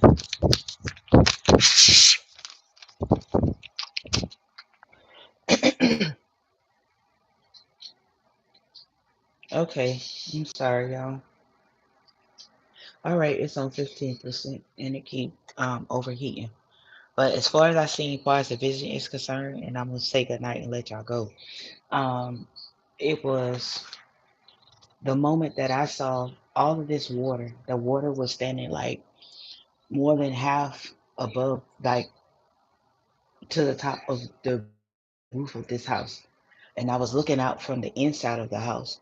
And as we was going to try to make sure that the water wasn't coming in, y'all, the snow had disappeared so fast. But what alarmed me in the vision is the house that was next to the house that I was in.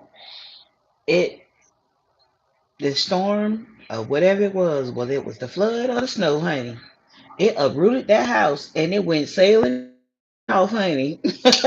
So I was like, oh my God, what in the world? And then when she said that was coming, this mess here that they got going on was supposed to be coming across the south or whatever, and I was like, Lord Jesus. So that's usually like I don't know what that's called for as the categorization that they put all this stuff in by being prophets and stuff and that like if it's regional or whatever. All I know is it's something about me that when God send me into a place for it's like momentarily, he'll send me in a place that like it's not like Jonah. It could be look like that a little bit, but it's like what prophet went in to warn them. It's almost like a part like Jeremiah, where he was the weeping prophet. When I told y'all I'm not an emotional person, and when y'all start hearing me crying and stuff like that, I knew that y'all know that that's the spirit of God because I'm not emotional. I'm not a crybaby for a woman. I'm not moved by certain things. Um, but with Jeremiah, he saw the state of the people. He saw what was going to happen, and he wept for them. You see what I mean? Um, and I'm not a prophet of doom either. However, even if I was, it's the way God used you. I mean, be confident in that. I just had to say that for some people, confirmation, because people try to win with people when it comes to being prophets and stuff and prophesy houses and cars and things like that to try to please people. And my thing is, if I'm gonna please you, I can't please God. My job is to do what God called me and what He told me to do and to warn people. That's the whole thing. If I can't warn you and tell you the truth, then what's the purpose? I mean, and then too with people, you listen at liars all day long. When you find a person that will tell the truth and be real with you, then y'all don't know how to take those. I just, whew, God, only God can be God. Because I tell you, dealing with people is a lot. It's a lot. Y'all, it's not. That's why I say, God, thank you for dealing with my hard head self and all the rest of us in this world. You know what I mean? So yeah, um, it's a beautiful thing. Whatever, but it can be a little testy at times and stuff like that because people don't want to hear certain things or whatever. But you got to be confident in what God called you to do, and you got to realize that what God put in your mouth is a deliverance for many of people that you may never see, you may never know, you may never understand why it is. I don't understand why He told me to talk about a miscarriage tonight. I don't understand what He told me to say. We said about child support and that. I don't know. I just got on here and it started out delivering one thing, like I said, to be grateful and stop complaining about your job. And whatever it is that God gave you that, I mean, when you show gratitude, He can bless it. But I mean, it does when you it does. It take more energy. It really does to do all that, being dissatisfied and sad and complaining. That's something that I don't really like feeling. To be sad all the time and always being down and y'all. Yeah, you having times of humanistic moments that you have to feel and whatever, but to stay in that place, it's a no for me. So I kind of challenge myself to deal with things in a certain manner that keeps me, you know. But mm-mm, you just have to do what God said because you don't know one little thing that you think is irrelevant or meaningless can save somebody's life, somebody's soul. That's what it's about. It's not about gifts. It's not about divine masculines. It's not about who hurt you. It's not about how many enemies you have. It's not about we out here for the saving of souls. People who want to know God. People who need to be healed. People who need to be set free. People who need God in their life. That's the journey. So just to know that, but that's what I saw in that vision. I can't really remember because I'm trying to get off here. The rest of the whatever, but I did write in totality. I think it was like three visions in one. But my visions come in so many sequences that sometimes I be trying to, like I said, the snow and the water and trying to figure out. And he gave it to me to speak it that way, the flood and the snow when it came to freeze and all of that. So he just told me to tell the people to prepare in some areas and things like that because a lot of the stuff that we're seeing is coming in, is creeping in unawares, like Camp Mystic and all that stuff. When I prophesied about that and I seen that water rushing in and stuff, I said them kids and the the best way I could show whatever what he told me that region and I put it there so y'all could see it. And the next thing you know, that was Camp Mystic and all those children with the water rose and out of nowhere and died and all that kind of stuff. And it's a lot. It's a lot. I had to sit with that for a couple of days because it was very disturbing. It was very disturbing. And I even sat here on the broadcast and went to drawing. And y'all paid attention to that? Me saying and looking like I'm looking at it and I'm sitting on this house or whatever and the trees, I draw the trees there and I was trying to show y'all or whatever. And I said, all this is water. The water was surrounding the whole thing and how it, and I'm just like, God, okay. But that's a lot because there's people they lost children. It was a lot of things that went on there. So you really have to be equipped for the journey. It's one thing when people call themselves, but baby, to stay in this race, you better know that you know that God called you. Because them demons that God deliver you from, they waiting to put a whoop on you. It's like God said, when the demon has left, the spirits have left a man, you get delivered, they leave you and they come back after a season to see if they got any interest to get back in. And he said, when they come back, he come back with seven worse than him. So if you was a petty liar, you become a bigger liar. Seven times worse. Think about that. If you was a miniature drinker, I don't know how to categorize that because I've been the drinker or whatever, but maybe you just took a shot every now and then, or whatever, during the New Year's or something like that. Seven times worse than you looking at, yeah, ooh, Lord, you know what I mean? And people don't understand that, and it's a hard thing. Once God deliver you out, this is the God here truth. Once God deliver you from something and you go back to it, it is hard. Each time you revert back to it, it's harder and harder to be loose from that thing again, to be delivered from it again. It's not that God can't, not that He don't, that He won't. But if you see that in the scripture, what He said, because most people think, well, they living in sin, that everything is good and kosher because of grace. And there's no problem with that because of grace covers all that, and you don't have no da da da da da da. Da. But see, that's why you have to pay attention and you have to listen because He's telling you right there. When you let that thing back into your life, so your latter state, that's the word of God, your latter state become worse than your former. You're worse than what you were. So when you start telling me about backsliding and grace, and you start telling me about, oh, well, I know God was there with me through all this and this and that, and it don't matter, and this and that, hmm. Some of y'all, I seen this the other night. Some of y'all gonna keep professing out your mouth, especially preachers, and he gonna embarrass y'all before the whole world.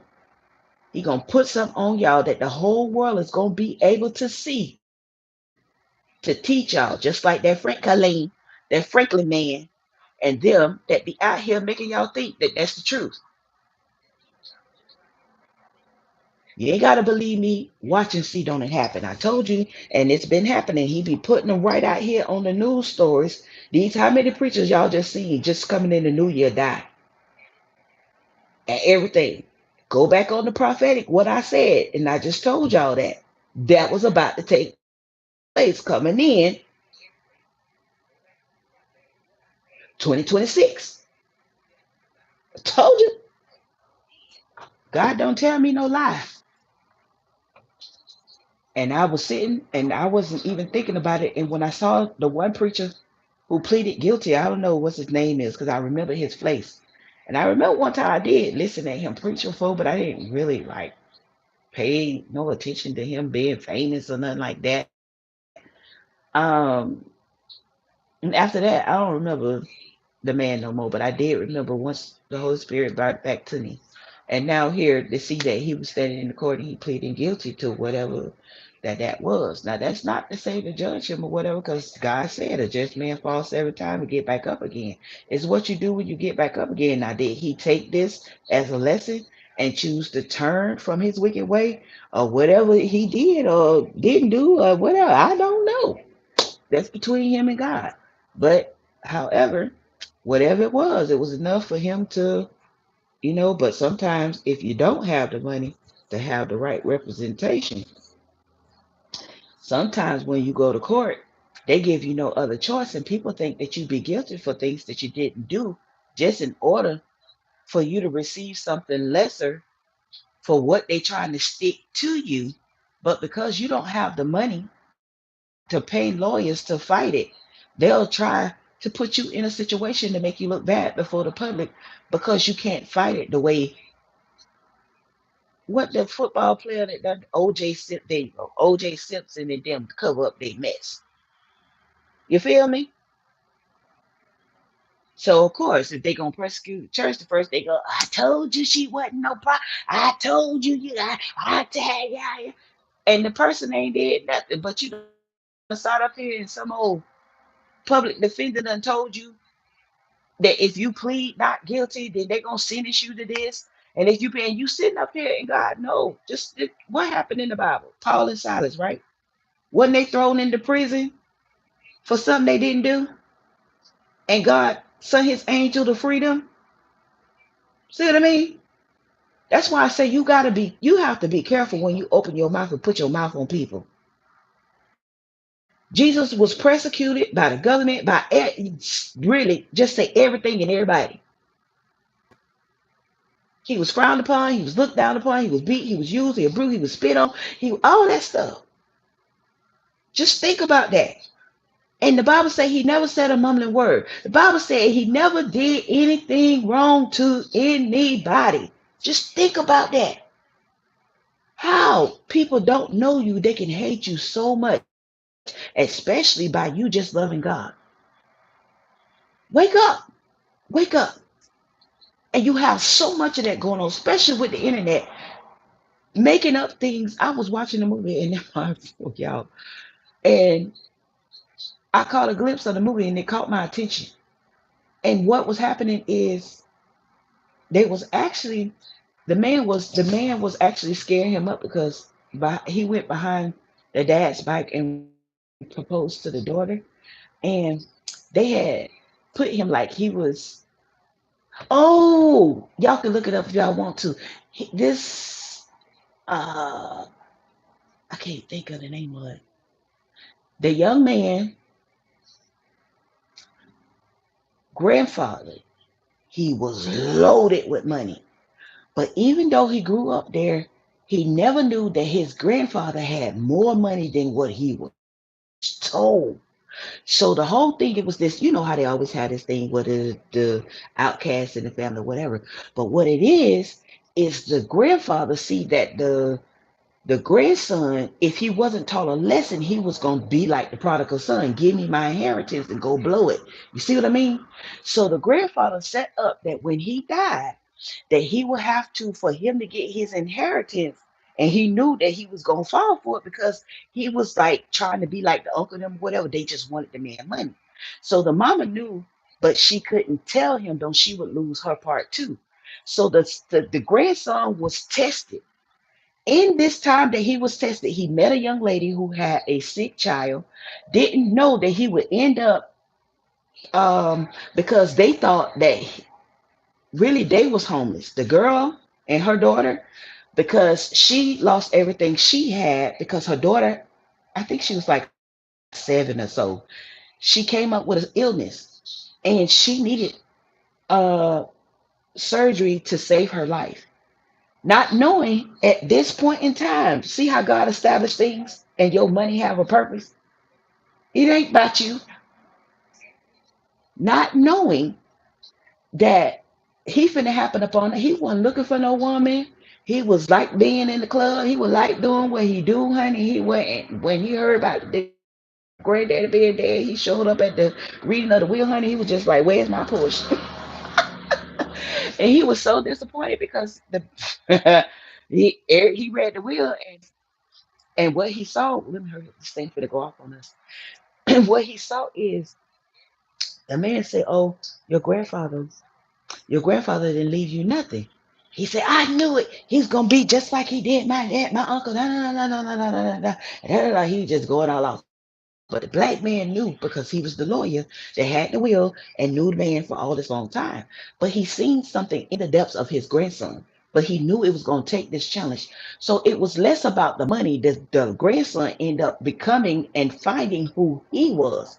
He ended up, instead of him doing what he intended to do with that money, and did not know, he was willing for that girl that he met and that child. That child is the one that helped him get the foot in the door. Her last dying wish was she told him, she said, "I didn't come here temporary. I mean to know you for the rest of my life." Oh, I wanted to cry right there. They repeated it at the end of the movie. It was just, oh my God.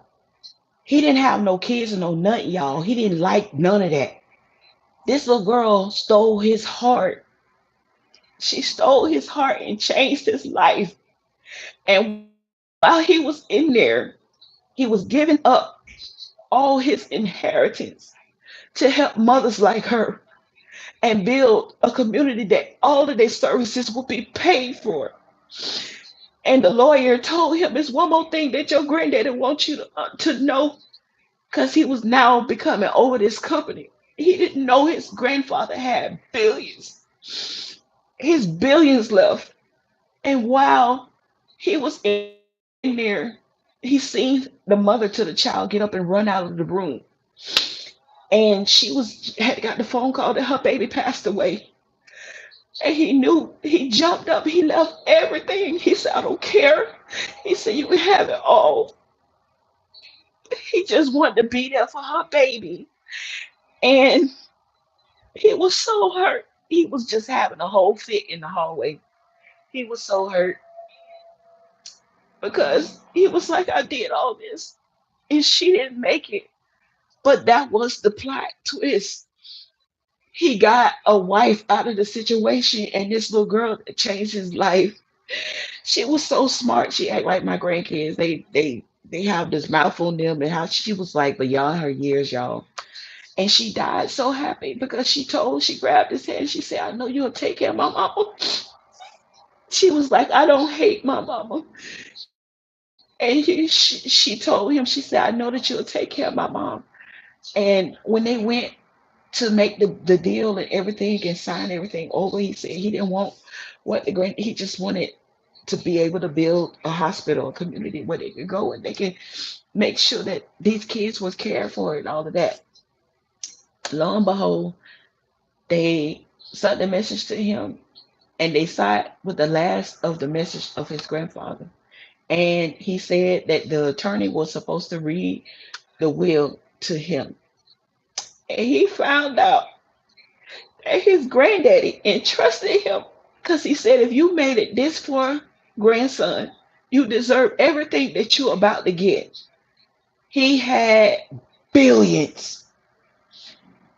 He had to grab his chest, his whole heart sunk, y'all. The boy had more money than he could ever imagine. He didn't even know his granddaddy had all that. He thought everything was distributed to everybody else. And come to find out, his willingness to go through, and he put him through challenges that he would have to face in life to grow up and make a man out of him. When he arose to the occasion, he found out that the destiny, that everything unfolded right there, and yet it was spread before him. And him and that girl, they end up getting married. And guess what? He didn't have no kids. So they both entered into basically a new life, but was bridged by her baby that passed away. See, you don't know what God, that's what I was saying in the beginning of the message. How do you receive these people saying, "Well, God wouldn't bring your spouse in until now because you had to heal from past traumas"? At times, a lot of people still married right now, still dealing with past issues, traumas, don't trust nobody, no nothing else. Don't come here with that mess or whatever. So, anyway, I love y'all and I hope y'all have made me cry. I love y'all and I'll talk to y'all later. Good night.